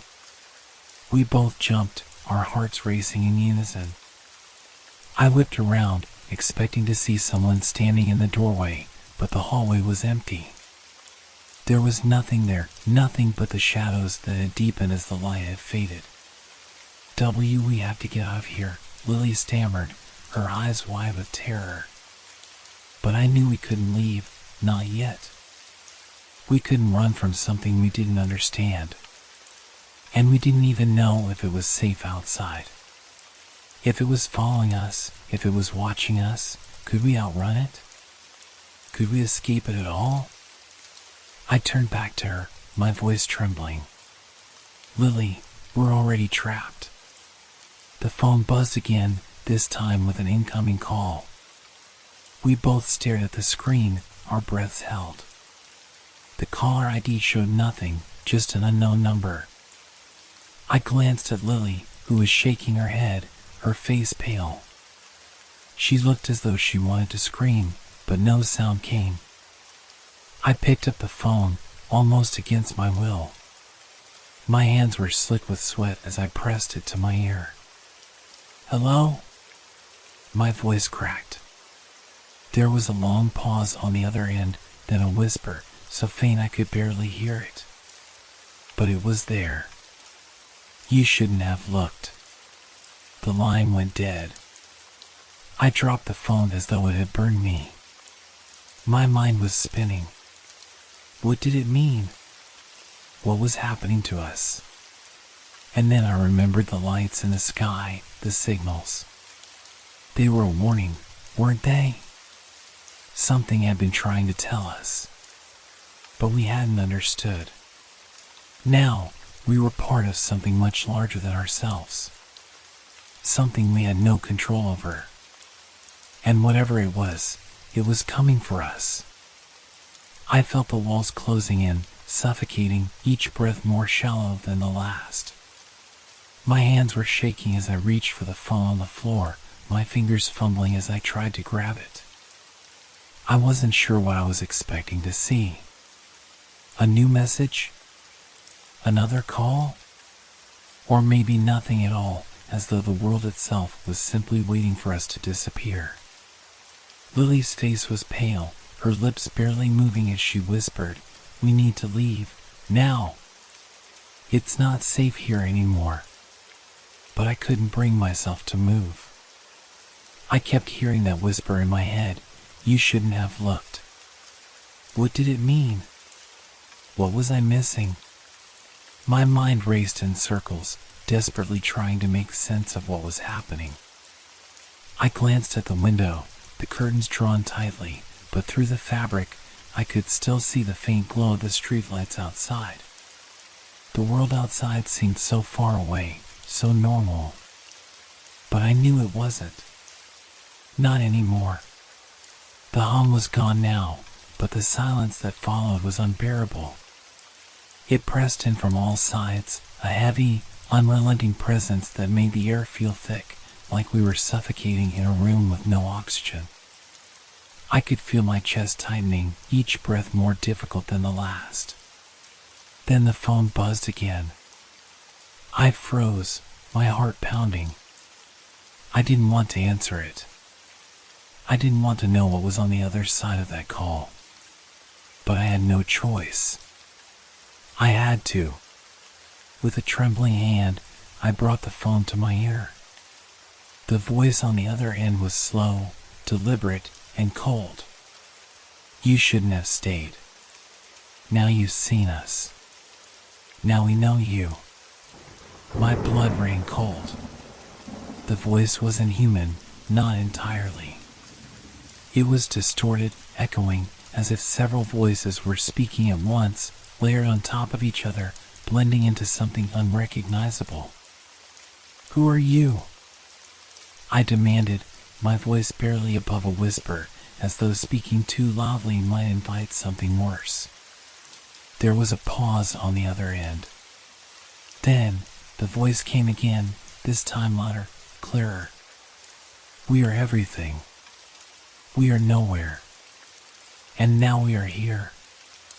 With you." I could feel Lily's presence beside me, but she was still too scared to speak. She was barely moving, her eyes wide with terror, as though she feared that anything she said would make things worse.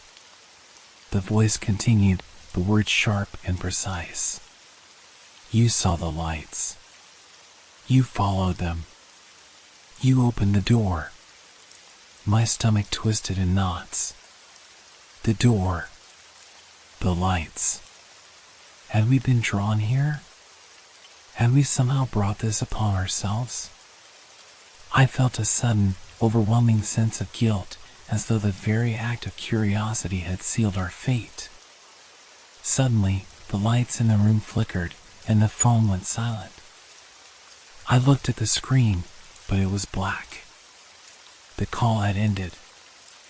I dropped the phone again, the weight of what had just been said pressing down on me like a ton of bricks.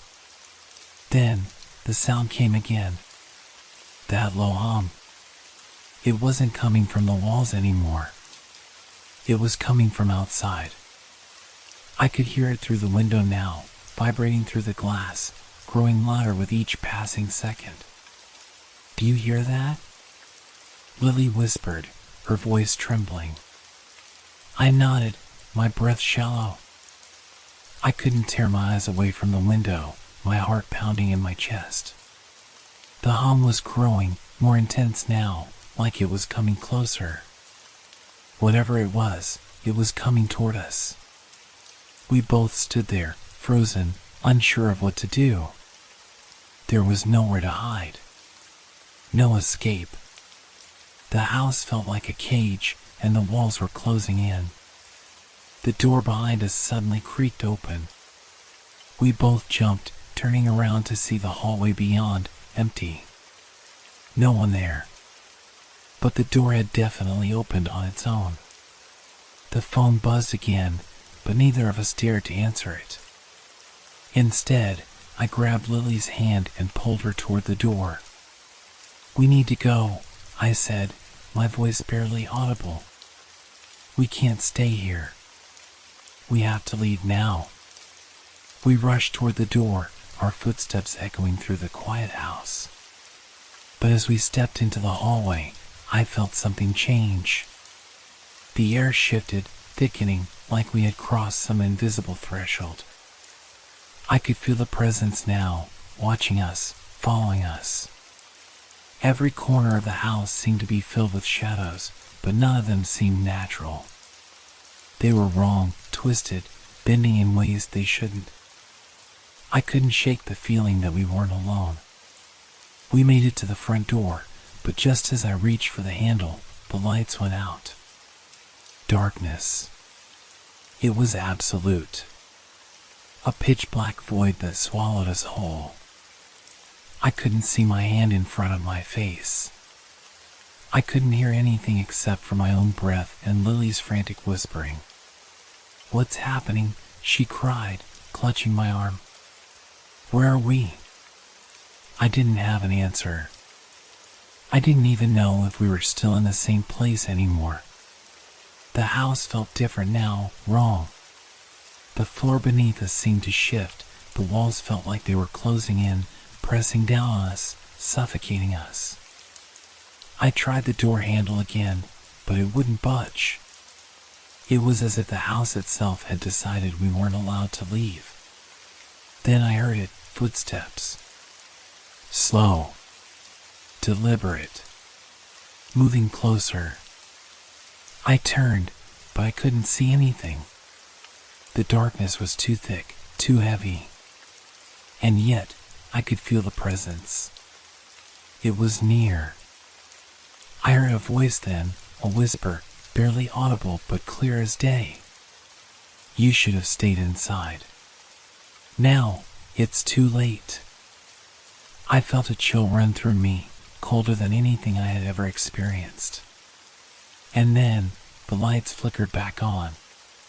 But the room was no longer the same. It was different. The furniture had shifted. The walls had changed. The room felt alien, as though we had been transported somewhere else entirely. And in the corner of the room, I saw it. A figure.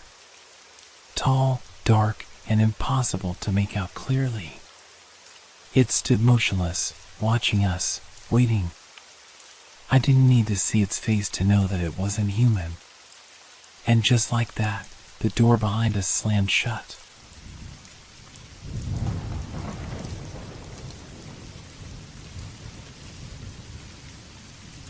Have you ever wondered what lies beneath our feet? We go through life, walking on the same paths, never stopping to consider what's hidden underneath. What if one day, something surfaced, a discovery that changed everything? A tunnel, forgotten by time, yet lurking in the dark, waiting to be uncovered. It all started one chilly morning in late autumn. I had been working as a road construction foreman for over 10 years, so I wasn't easily surprised. We were rerouting a section of an old highway. Nothing unusual, just the usual machinery, dust, and noise. But then, during a routine excavation, the digger hit something that didn't feel like earth or rock. At first, I thought it was just an anomaly, maybe a large stone or some underground pipe we hadn't mapped. But when the crew started pulling the dirt away, they uncovered something more, something far more unsettling. It was a tunnel entrance. The workers were already muttering among themselves. They all felt it too, this unease in the air, as though we had stumbled upon something that wasn't meant to be found. I stood there for a moment, watching them work. The air seemed to grow thicker, the day darker. It wasn't just a hole in the ground. This was a doorway to something deeper. As the opening grew larger, we could see the rough stone walls, worn and uneven.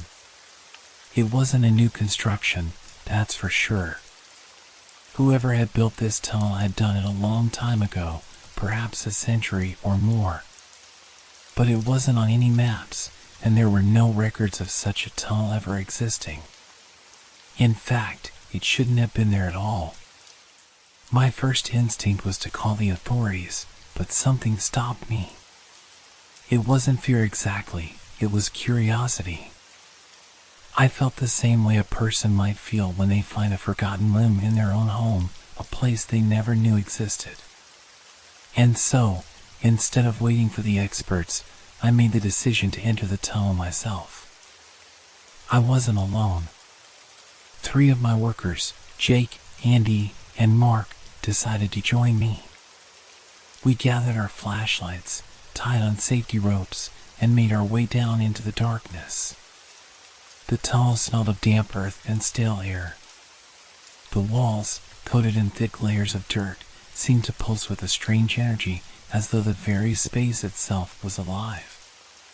The ground beneath our feet was uneven, but we carefully made our way forward, the light from our flashlights casting eerie shadows along the stone walls. The deeper we went, the more unsettling it became. The air grew colder, the silence more oppressive. It felt as though we were walking into a place that was never meant for human presence. We kept walking, our footsteps echoing louder with each step, until we came to a chamber. In the center of the chamber lay a pile of objects that immediately caught my eye. At first, they seemed like random debris, old bottles, scraps of paper, bits of fabric. But as I stepped closer, my heart skipped a beat. I recognized one of the items. It was a watch I had lost years ago. I picked it up, my hands trembling. How was it possible? I had misplaced this watch when I was a kid. I hadn't seen it in over 15 years. And yet here it was, lying in the middle of an ancient tunnel that shouldn't have even existed. But that was just the beginning. As I looked around, I saw other familiar things that I couldn't explain. A pair of sunglasses that I had lost during a camping trip when I was 20, a notebook from my first job as a teenager, even a scarf that I remembered my sister giving me years ago. Each item felt like it belonged to me, yet I had no idea how they had ended up here, in a place I had never visited. The deeper we ventured into the chamber, the more items we found. Personal objects, memories long forgotten, all scattered around as if someone or something had been collecting them for years. At first, I thought it was just a strange coincidence, but as we continued, the unease grew. The feeling that we were not alone in this place was undeniable.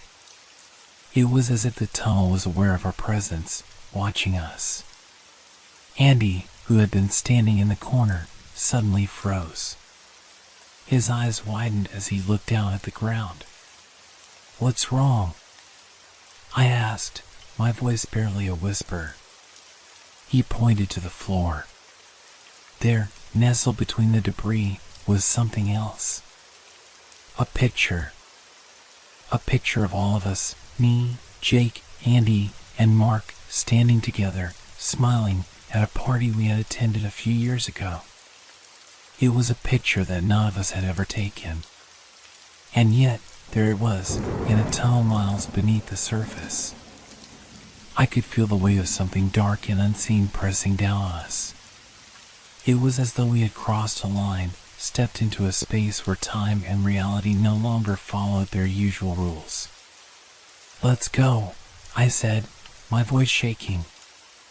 I didn't want to stay there any longer. The tunnel felt wrong, like it was playing with our minds, showing us things that didn't belong. But when I turned to leave, I noticed something else. The tunnel behind us had changed. The walls, which had once seemed solid, now seemed to shift, like they were alive, folding in on themselves. The entrance, the way we had come in, was no longer there. We were trapped.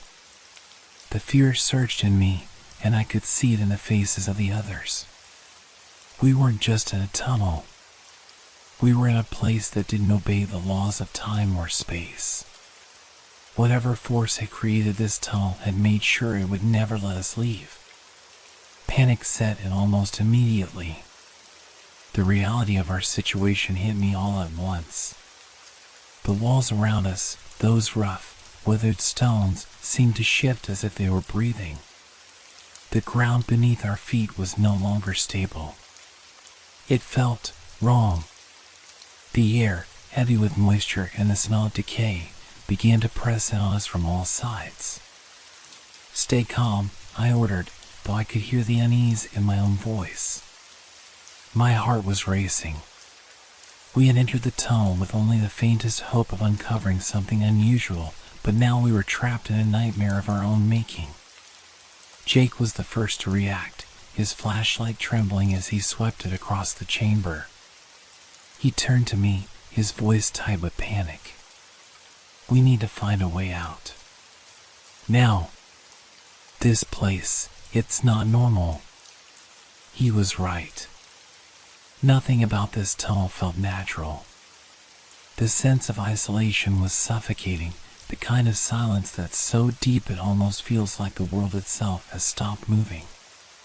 My eyes darted around the chamber, searching for an exit that didn't seem to exist. We had walked in through a narrow passage, but the walls seemed to have closed in behind us. There was no trace of the tunnel we had come from, just an endless stretch of rock, dust, and darkness. My mind raced. There had to be another way out. But what if the tunnel wasn't meant to let us leave? What if it had been waiting for us, calling us in? "I'm going to check the other side," Andy said, his voice shaking but determined. He walked to the far end of the chamber, where a faint light flickered in the distance, barely visible through the darkness. I nodded, my throat tight with fear. As Andy moved, Mark and I stayed close to each other. The chamber was large, but the oppressive atmosphere made it feel much smaller. The walls, now appearing even more twisted and unnatural, seemed to stretch and contract, as though they were watching us. Every small sound, the shuffle of our feet, the creak of our boots on the stone, echoed unnaturally, reverberating in the silence like a heartbeat that didn't belong. Suddenly, Andy stopped. His flashlight flickered and died, plunging him into darkness. A chill ran down my spine. "Andy?" I called, my voice weak. No answer. I took a step forward, then another, but I couldn't shake the feeling that something was moving just beyond my reach. "Andy?" I repeated, louder this time. There was a faint sound, something scraping against the stone. And then, through the thick darkness, a whisper. "Get out of here." It was Andy's voice, but distorted, faint, as though coming from far away. It sounded like a warning, but it also felt like a command. The fear clawed at me, a gnawing, relentless force, and for the first time, I considered the possibility that we might never leave this place. That whatever force controlled this tunnel was not only keeping us here, but was feeding on our fear. "Andy!" I called again, my feet moving faster now, trying to reach him. But before I could take another step, a new sound pierced the silence. A distant hum. It started as a low vibration, almost imperceptible, but it grew louder, more insistent, until it reverberated through the walls, vibrating in my bones. The hum seemed to come from all directions, filling the space around us. It wasn't just a sound, it was a presence, something that felt both inside and outside of me, as if it was seeping into my very soul. I glanced over at Mark, who was visibly trembling. "What is that?" he whispered, his voice raw with fear. "I don't know," I replied, my throat tight. "But we need to find Andy and get out of here. Now." We moved toward the source of the hum, our footsteps quickening with each passing moment. The light from our flashlights barely cut through the thickening darkness. And then, suddenly, we saw it. At the far end of the chamber, a shadow moved. It wasn't Andy. It was something else, something darker, something that seemed to shift and ripple like smoke in the air. It was an inky, formless silhouette that moved with a fluid, unnatural grace. As it neared, I could see faint outlines, shapes that didn't belong. I felt a chill sweep through me, the air growing colder by the second. My heart pounded in my chest as the shadow grew closer. It didn't have a face, but I could feel it watching us, waiting for us to make a move. "Run," I whispered, my voice barely a breath. We turned and bolted, but the tunnel didn't end. The walls seemed to stretch infinitely, the path twisting and turning in directions I couldn't follow. It felt as though the tunnel itself was alive, changing as we ran. The hum grew louder, the vibrations pulsing through the stone beneath our feet. The air grew thick with an oppressive weight, pressing down on us as if we were drowning in the darkness. But the worst part?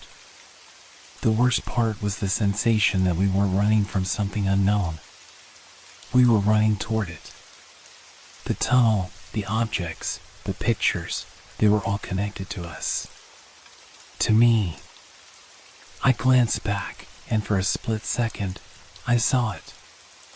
The shadow was following us. I stumbled, the ground beneath me uneven and shifting, and I fell to my knees. The others were too far ahead to hear me, lost in their own panic. The darkness surrounded me, closing in like a trap. Then, just as I thought I might be consumed by the shadows, a light flickered in the distance. It wasn't the hum that I'd heard earlier. It was something else. A pure, bright light cutting through the darkness like a beacon. I crawled toward it, ignoring the pounding of my heart in my ears, praying it wasn't another trick, another part of the tunnel's twisted design. The light grew brighter, and in that moment, I thought I could escape. But as I reached out, something cold gripped my wrist. The tunnel was pulling me back. And in that moment, I realized the terrifying truth. We weren't meant to leave. The grip around my wrist tightened, and I froze. My breath caught in my throat as a cold chill surged through my veins, paralyzing me. I tried to yank my arm free, but whatever had a hold of me was impossibly strong. The light in front of me flickered once more, but it seemed to be receding, the darkness reclaiming the space. Panic surged through me, and I pulled harder, desperate to escape the unseen force that held me back. But the more I struggled, the tighter the grip became, as though the very stone of the tunnel itself was alive and wrapping its fingers around me. I screamed, but the sound was swallowed by the oppressive silence. Then, as if the tunnel had decided to play a cruel game, the grip loosened, just enough for me to break free. I stumbled forward, my legs weak from fear and exhaustion, but my escape was short-lived. The darkness seemed to chase me, creeping up from behind, swallowing the flickers of light that dared to shine. I heard footsteps now, slow, deliberate steps, dragging through the dirt behind me. I dared not look back, knowing whatever was there would be worse than anything I could imagine. My heart hammered in my chest as I ran, each breath coming in ragged gasps. The light ahead was still there, but it was fading fast, like a dying star that couldn't hold on. With every step I took toward it, the more it seemed to slip further away, teasing me with the promise of escape only to pull it out of reach. I could feel the weight of the tunnel pressing on me, the walls narrowing, the air thick and suffocating. I finally turned back. I had to see it, whatever was behind me. My eyes strained against the blackness, but there was nothing visible. No shape, no movement. Just the oppressive dark. The footsteps, though, they didn't stop. They were still there, circling me like an animal toying with its prey. Then came the whisper, faint and eerie, creeping into my ears from every direction. "You don't belong here." The words felt like a punch to the gut, sending a cold wave of terror through me. The whisper grew louder, more insistent, until it felt as though the voice was inside my head. "You should have stayed away," it said again, its tone venomous. "Now, you're ours." My heart pounded harder, and a wave of dizziness overcame me. I staggered, trying to steady myself against the shifting stone walls. The tunnel had become a living thing, twisting and warping around me, its very shape changing as if it had a will of its own. "Mark!" I screamed, but my voice was drowned by the overwhelming silence. I couldn't tell if he had heard me. Was he still running? Or had he? I couldn't allow myself to think about that. I forced myself to move, to put one foot in front of the other. But the tunnel wasn't done with me yet. Suddenly, the floor beneath me gave way, just a slight shift at first, then a loud crack. My feet slipped, and I tumbled, my body crashing into the ground. I rolled, skidding across the uneven surface, until I hit something hard and unyielding.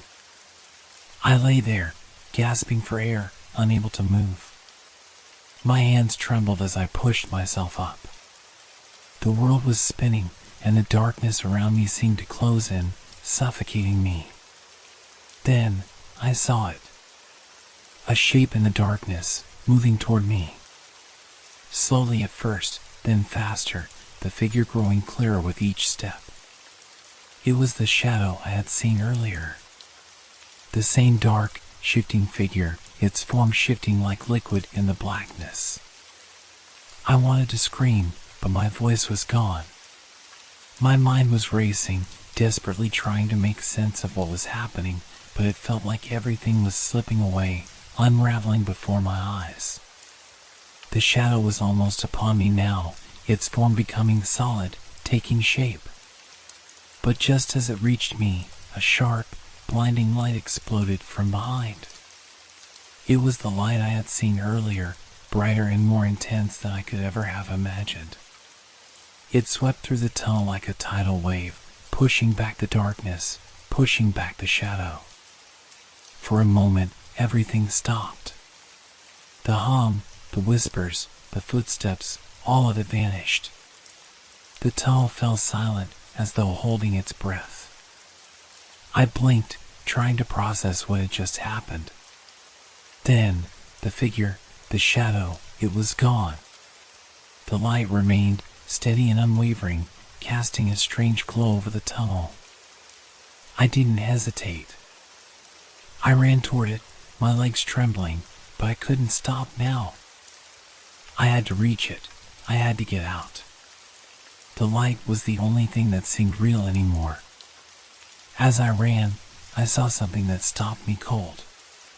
The walls of the tunnel were covered with photographs, photos that looked strangely familiar. At first, I couldn't comprehend them, but as I moved closer, I saw it. The pictures were of us, of me, Jake, Andy, and Mark. The same people who had come down here, trapped in this nightmare. Each photo seemed to capture a moment from our lives, moments that had never been taken. They were our lives, but twisted, altered in some way. Faces were distorted, bodies stretched unnaturally, and eyes hollowed out with a hollow, vacant stare. I reached out to touch one, but as my fingers brushed against the glass, the photo shifted, becoming something darker.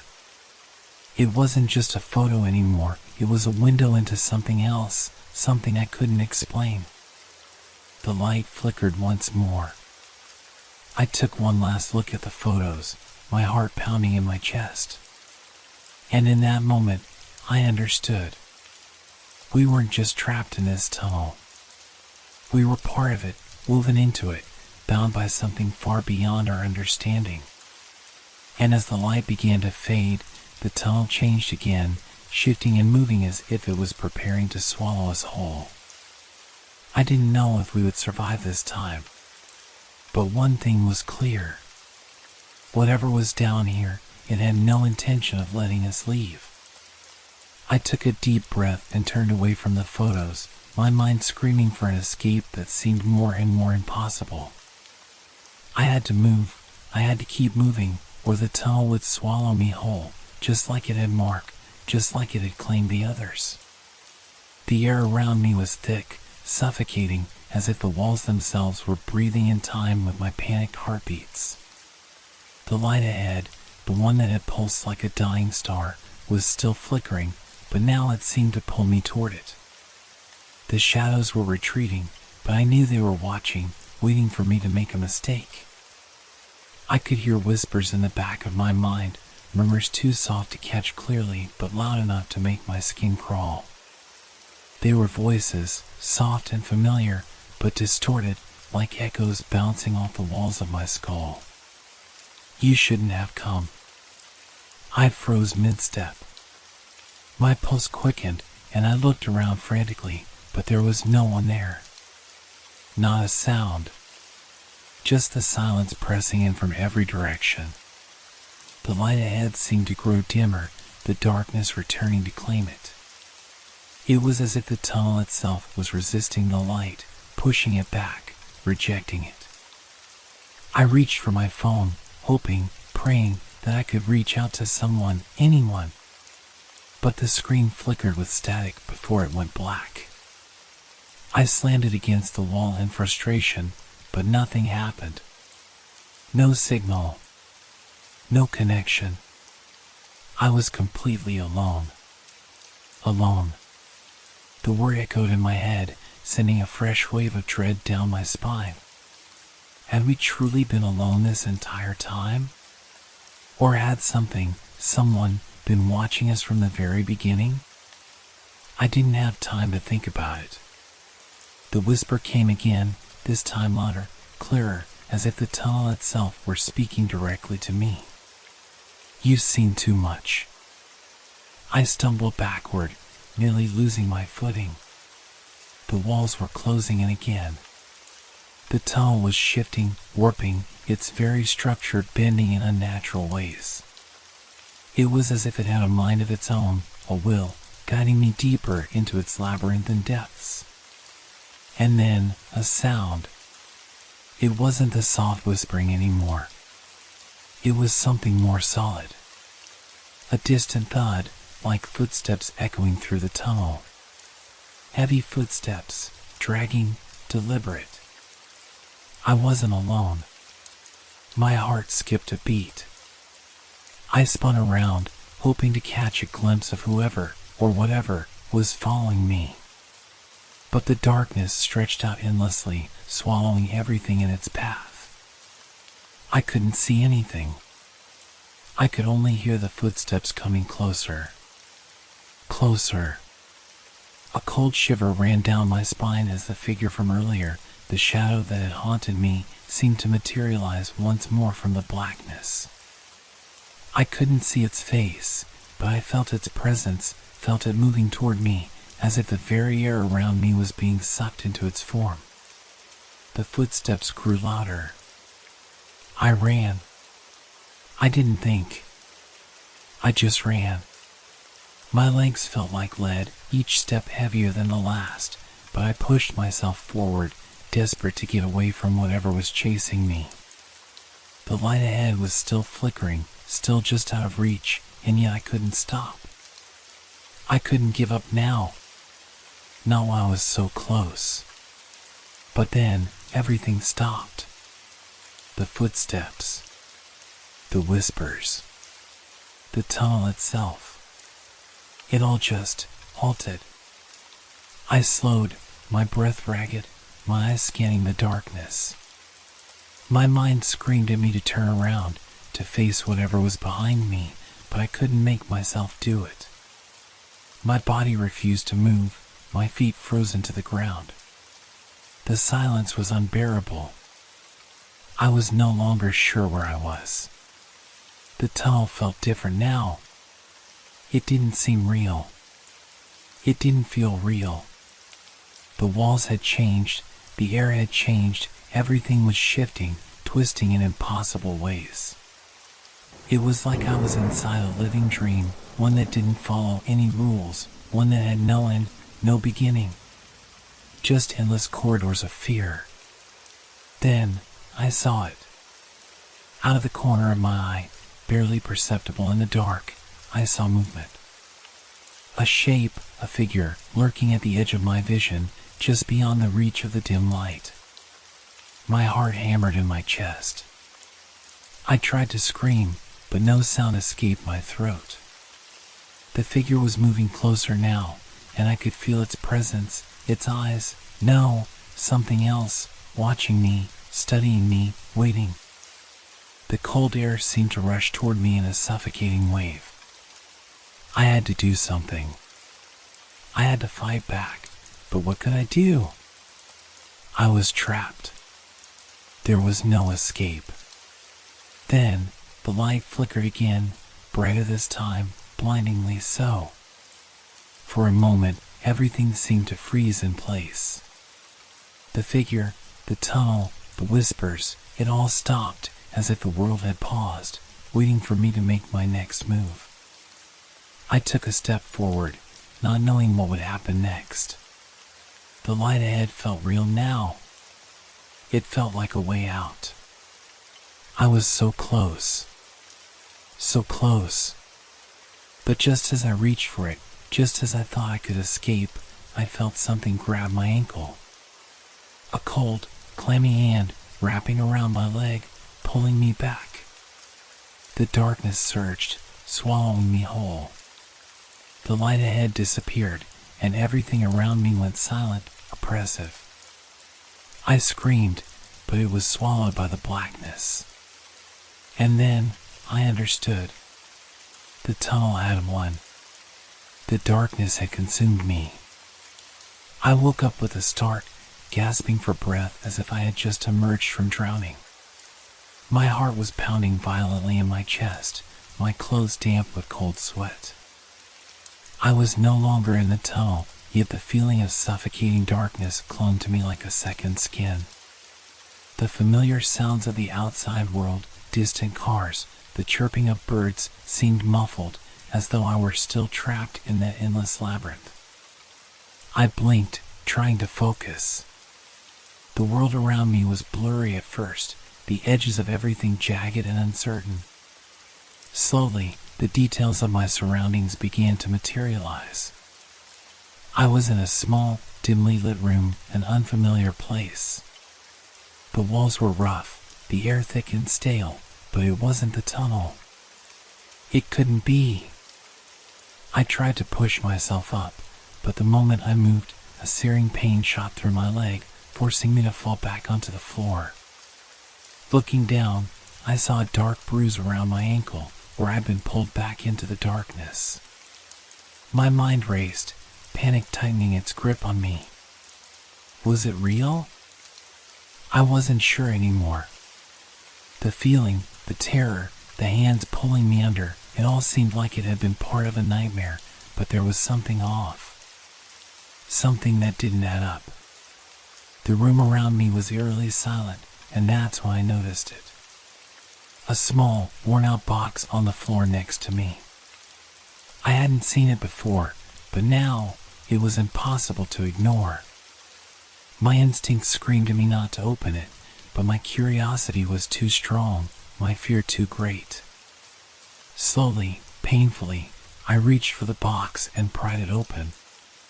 Inside, there were several objects: a rusted pocket watch, a torn piece of cloth that seemed too familiar, and a crumpled photograph. The picture was faded, edges curling as though it had been exposed to water. I squinted at it, trying to make out the blurry shapes.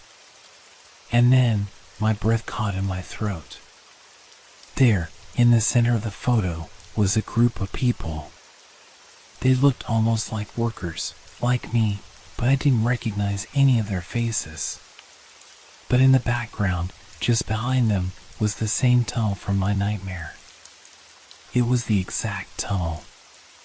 The same walls, the same dim, oppressive light. And there, standing among them, was me. It was a younger version of myself, different clothes, a different expression, but it was unmistakable. The picture was old, far too old, yet somehow I was there. The weight of it hit me all at once, crashing into my chest like a wave. I had never been in that tunnel before. I hadn't worked with those people. I had never seen any of them. But this picture, this moment, it was real. It was impossible. I staggered to my feet, my head spinning, the room closing in on me. The pain in my leg had intensified, the bruise growing darker, spreading like ink through water. I stumbled toward the door, feeling desperate. I had to leave. I had to get away from this place. As my hand touched the door handle, I heard something.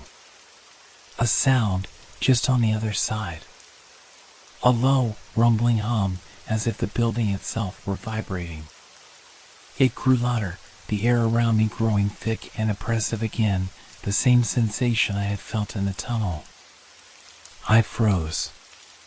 The door creaked open slowly, almost reluctantly, revealing nothing but an endless, black void beyond. My heart stopped. The room had vanished. There was only the same suffocating darkness I had escaped from, only now it was inside the room with me. I didn't have to think twice. I turned and ran, not knowing where I was going, but knowing that I couldn't stay there. The air was thick with whispers, the shadows closing in as I moved. Every corner, every wall seemed to curve and twist unnaturally, pushing me back toward the dark place I had come from. I heard footsteps again, dragging behind me, but they weren't my own. They weren't the sound of my feet on the floor. They were heavier, slower, deliberate. Someone, something, was following me. I didn't dare look back. The further I ran, the more the tunnel seemed to stretch out before me, endless and winding, the walls narrowing. The air grew colder, my breath coming in quick bursts. The whispers grew louder, more urgent, and then I saw it. A figure, standing just ahead, silhouetted in the dim light.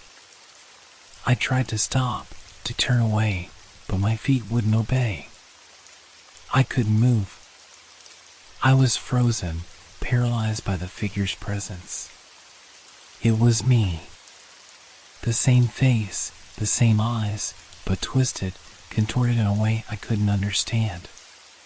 It was an older version of myself, an impossibly aged reflection, its skin pale and stretched over bones, its eyes hollow and dark. And then, the voice. "You've seen too much." I couldn't breathe. I couldn't think.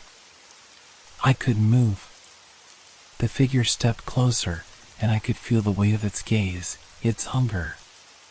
The last thing I heard was a whisper, soft and cold, like the breath of death itself. "It's too late." And then, darkness swallowed me whole.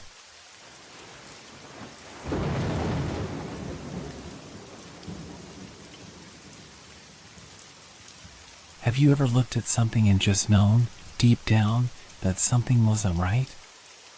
You can't quite explain it, but there's a pull, a feeling of unease that tightens your chest. I had that feeling in the waiting hall of an airport.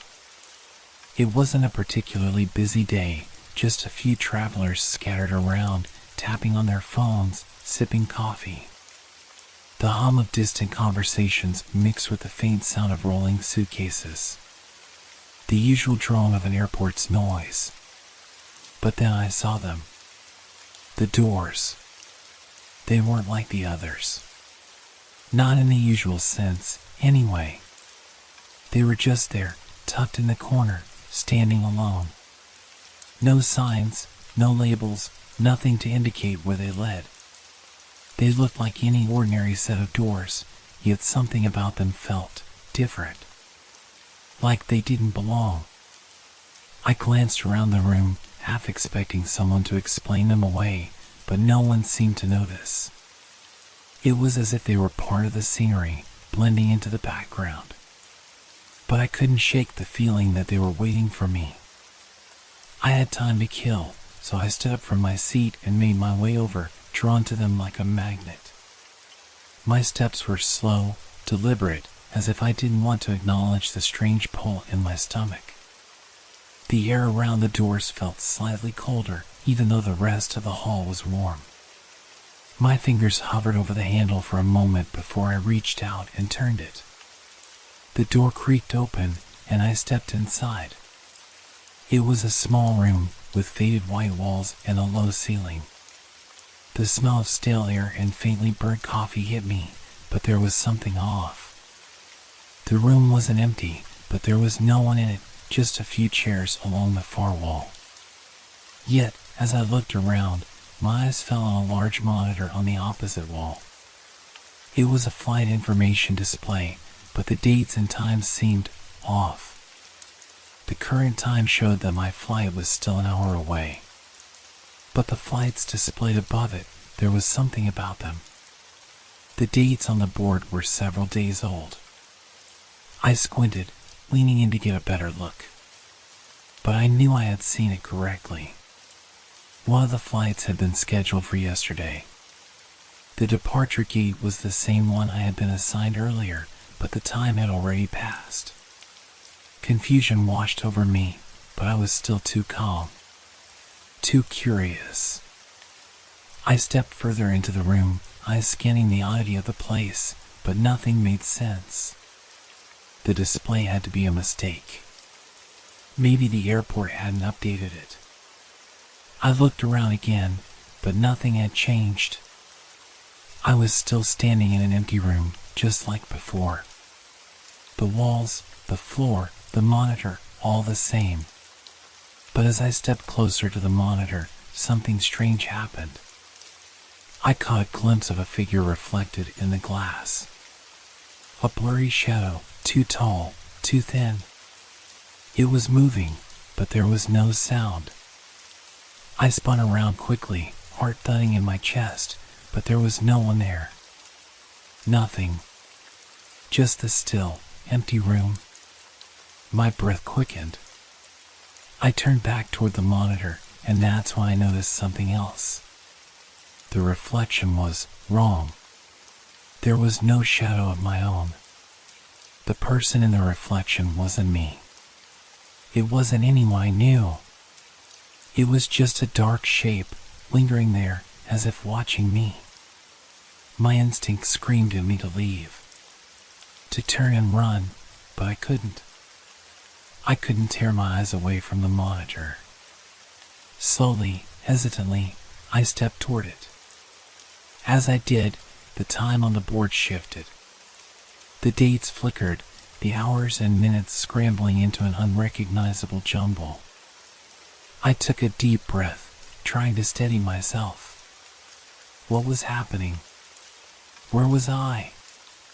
And then, in that instant of stillness, the monitor flickered one more time. The time on the board changed again. This time, the date was tomorrow. My chest tightened, panic rising within me. I wasn't sure what it meant, but it didn't matter. I had to get out of there. I turned back to the door, but before I could reach the handle, I heard something behind me. A soft shuffle. A whisper in the silence. My heart stopped. I turned slowly, afraid of what I might see, but the room remained empty. The reflection in the glass, though, remained.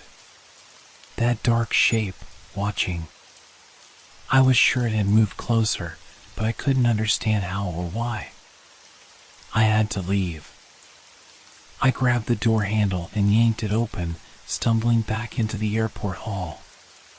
The noise of the bustling travelers hit me immediately, and I almost fell to the floor in relief. It was familiar, normal, but I couldn't shake the feeling that something had shifted. The doors had closed behind me with a soft click, but as I looked back, the door was no longer where it had been. It was gone, replaced by another set of normal, unremarkable doors, just like every other one in the airport. I stepped back, unsure of what had just happened, my mind reeling with questions. How could that be? I had just opened it. I had seen what was inside, but now the sense of unease tightened around me once more, and I knew one thing for certain. The airport wasn't what it seemed, and neither was time. The flight was uneventful, or at least, that's how it seemed on the surface.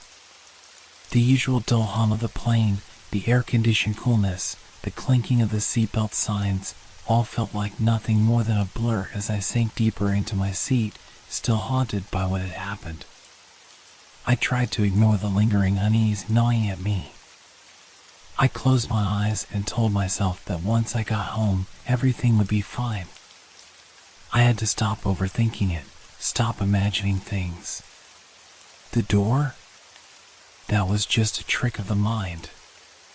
The empty photos? A glitch, nothing more. But every time I tried to focus on anything else, my mind kept returning to the airport, to the strange occurrence with the door, and the unsettling feeling that I wasn't alone. Even as the plane soared high into the sky, my stomach churned with the unease of being watched. When we landed, the terminal felt oddly familiar. There was no immediate sense of relief that I thought I'd get when I saw the ground again. The air felt too heavy, and the lights above flickered as I walked through the jet bridge. The hum of activity was as loud as ever, but it didn't feel like a normal airport. It felt more like a maze, a place I didn't belong, a place that was constantly shifting. I pulled my bag off the overhead compartment and made my way toward baggage claim. The airport wasn't crowded, but the few people who were around seemed different. They moved as if in a trance, their eyes fixed ahead, and their faces lacked any expression. They walked past me without a glance, like they didn't even see me. I shook off the thought, blaming jet lag and the strange occurrences from before. But as I walked through the terminal, I couldn't shake the feeling that something was following me, lingering just out of sight. Every time I glanced over my shoulder, there was no one there. But the feeling, like a soft weight on the back of my neck, was undeniable. I reached the exit, eager to leave. I'd hail a cab, head home, and put everything behind me. As soon as I stepped outside, the cool night air hit me, offering some comfort. I pulled my jacket tighter around me and walked toward the cab line, but as I did, I caught a glimpse of something in the distance. A flash of light. Just a glimmer at first, then more pronounced. It was the door. Again. This time, it was closer, too close. It was standing at the edge of the parking lot, right where I had parked my car earlier. The same faded wooden door, with no markings, no handle, just standing there in the darkness. My heart skipped a beat, my breath caught in my throat. How could it be here? I had seen it from the plane, far from this place. How was it so close now? I had to be imagining it. It had to be my mind playing tricks again. But the closer I got to it, the more real it became. I felt the ground beneath my feet throb with an odd vibration, as if the earth itself were reacting to its presence. My legs felt heavy, unwilling to carry me forward. But my eyes were locked on the door, drawn to it like a magnet. There was something about it that I couldn't resist. I walked closer, my footsteps slow, deliberate. And as I approached, I saw it again, just like before, a faint, almost invisible shimmer that surrounded the door. It wasn't just a door, it was an object out of place, out of time. It didn't belong here, and yet, there it stood. I reached out, trembling. I had to know. I had to touch it, to understand why it felt like this door was following me. The moment my fingers brushed the surface of the wood, I felt a jolt, sharp, cold, and sudden. The world seemed to tilt around me. For a split second, I thought I was going to lose my balance, but I steadied myself. Then, the door swung open. I couldn't see what was behind it, but I knew I had to go through it. But something stopped me. A whisper, soft but clear, that I couldn't ignore. Not yet. I turned, almost frantic, looking around to see who had spoken, but no one was there. The parking lot was still empty. The door was now wide open, beckoning me in, but I couldn't move. I was paralyzed. The whisper had come from within me, deep inside, a voice I didn't recognize but knew all too well. The door was still open, and in that moment, it felt like it was waiting for me to make a choice, to step through or to walk away. But I couldn't. Not yet. I turned and walked back toward the cab line, heart pounding in my chest. The door remained behind me, silent, still. I wasn't ready to face what lay beyond it. The city was quieter than usual. The streets seemed more deserted, like something was holding the life of the place at bay.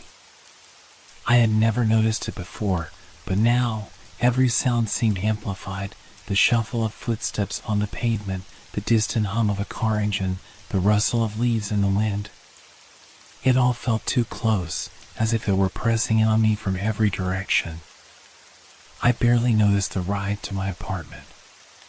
My mind was still on the door, the way it had opened for me, and the way it had called me to it. But I couldn't go back there. Not yet. There was something in me that felt as if I had narrowly avoided something I wasn't ready to face. I didn't know how long I sat in the cab, staring out the window, until the driver's voice broke through my thoughts. "You all right back there?" he asked, glancing at me through the rearview mirror. "You look like you've seen a ghost." I forced a smile, my fingers gripping the edge of the seat. "Yeah, just tired," I muttered, trying to brush it off. "Long flight." The driver nodded and didn't say anything else, but I could feel his eyes on me through the mirror. He probably thought I was just another overworked traveler, but I wasn't sure if I could ever explain to him what was going on in my head. The cab finally pulled up in front of my apartment building, and I paid the driver without a word. I stepped out into the cool night, grateful for the familiar surroundings. The building was just as I had left it, quiet, with the usual hum of life going on inside. I walked through the front door, past the mailboxes, and toward the elevator. My footsteps echoed through the empty hallway, a sound I had grown used to. It was strange how the familiar noises could still feel out of place. As I waited for the elevator, I glanced down the hall. For the first time, I noticed something I had never paid attention to before: 2 doors. They were next to each other, but they weren't part of any apartment. They were at the end of the hall, placed so far from any other rooms that I had never questioned them. The doors looked ordinary, gray, unremarkable, but something about them made my stomach tighten. I took a step forward, my hand reaching for the door nearest to me. But I stopped. The sensation of being watched crawled up my spine, and I pulled my hand back, feeling foolish for even considering opening it. The elevator doors finally dinged open, and I hurried inside, pressing the button for my floor. But even as the elevator ascended, my eyes kept darting back toward the strange doors at the end of the hall. What were they doing there? Why had I never noticed them before? I couldn't shake the feeling that they had always been there, waiting for me. The thought made my chest tighten. When I reached my apartment, I quickly unlocked the door and stepped inside, grateful to be home. The familiar surroundings, my couch, the kitchen, the quiet of my own space, should have been a comfort, but instead, they felt like a prison. I tossed my bag onto the couch and made my way to the bedroom, hoping that sleep would offer me some relief. But as I passed the hallway mirror, I stopped. In the reflection, I saw something. A flash of movement. For a split second, I thought I saw someone standing behind me, but when I turned around, no one was there. I swallowed hard, shaking my head. My mind was playing tricks on me. The door, the voice, the strange feeling in the cab, it was all too much. I had to relax. But when I reached my bed, I stopped short. On the nightstand was something I hadn't seen earlier, an envelope. It was white, unmarked, and perfectly ordinary in appearance, but my heart sank the moment I saw it. The handwriting on the front was unfamiliar, yet strangely familiar. I opened it without hesitation, as if I had been expecting it all along. Inside was a single sheet of paper, with a simple sentence written on it in the same handwriting. Not yet. The words hit me like a punch to the gut, and I felt my legs go weak. I sat down on the edge of the bed, staring at the paper. I couldn't breathe. The envelope had appeared on my nightstand as if it had always been there. I couldn't remember bringing it in. And then, the most unsettling thought of all struck me. What if the door, the one I had seen earlier, wasn't just some coincidence? What if it had always been there, waiting for me to find it? My thoughts raced, but my body remained frozen in place. The unsettling feeling that something, or someone, was watching me only intensified. I had to know what this meant. I grabbed my jacket, my heart pounding, and made my way out the door. The elevator ride down felt even longer this time. I had to find the door at the end of the hall, the one that had been there all along, but I wasn't sure if I was ready to face it. But I knew one thing for sure. There was no going back now. The elevator doors slid open with a soft chime, but the sound felt distant, almost drowned out by the roaring in my ears. My feet moved automatically, guided by something deeper than thought, something primal urging me forward. I walked through the dimly lit hallway, each step echoing louder than the last. The apartment complex, usually so familiar, now felt alien, almost oppressive, like a labyrinth of secrets waiting to be uncovered. I reached the end of the hall, my eyes locking onto the two doors that had always been there, but never truly seen. Now, they dominated my every thought, as if they were the very heart of the building, beating in rhythm with my own unsettled pulse. I couldn't remember exactly how I had gotten here, or why I had felt the need to open these doors.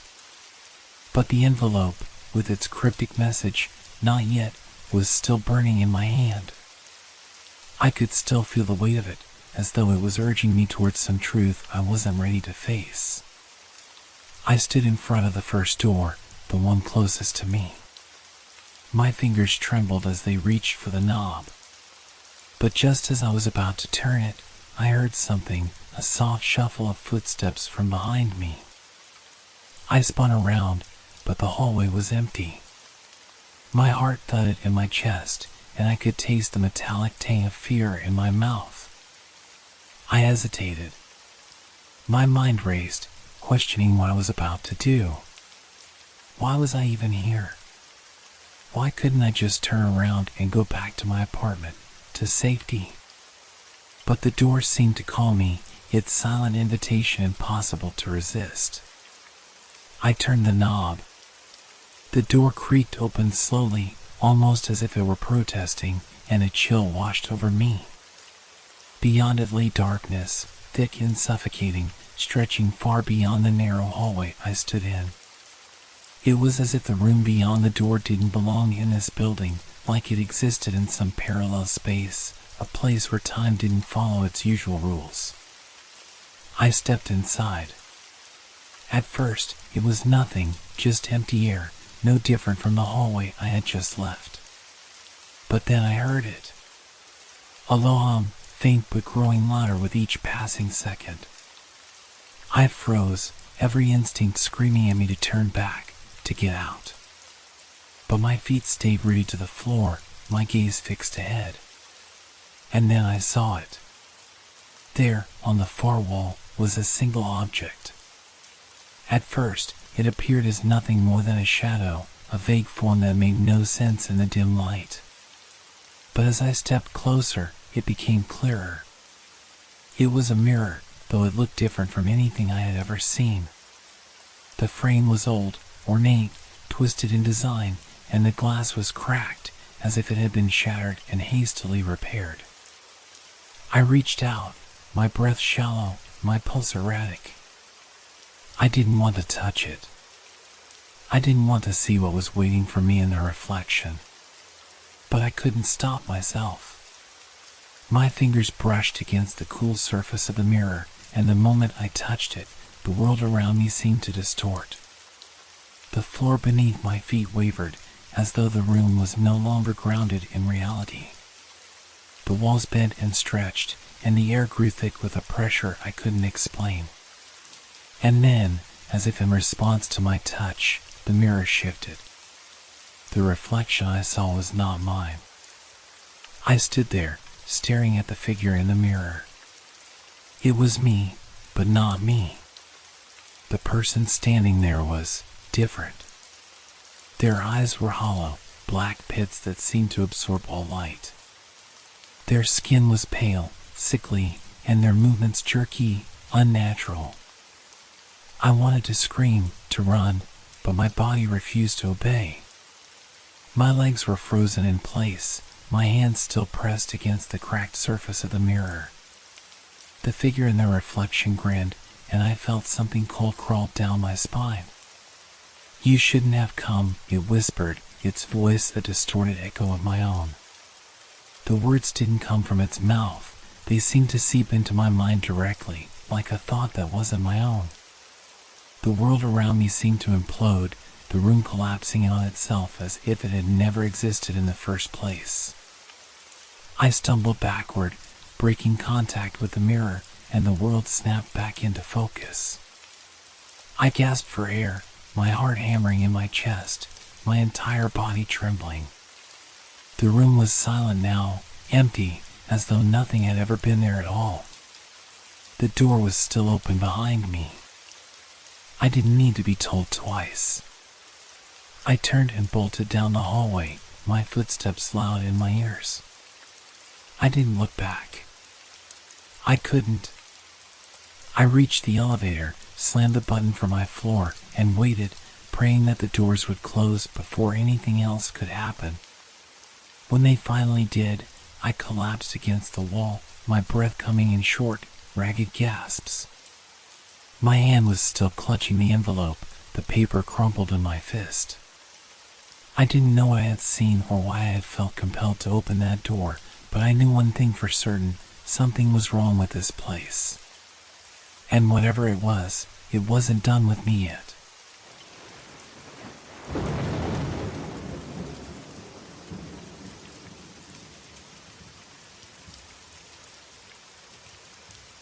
Thank you for making our stories part of your relaxation time. We hope they brought you a sense of peace and transported you to a world of fantasy and mystery. If you enjoyed the stories, feel free to leave us a review.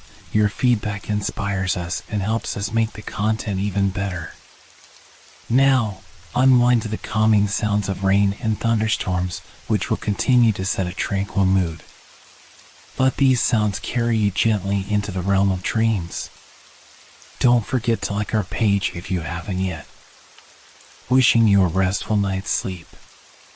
Relax, rest well, and good night.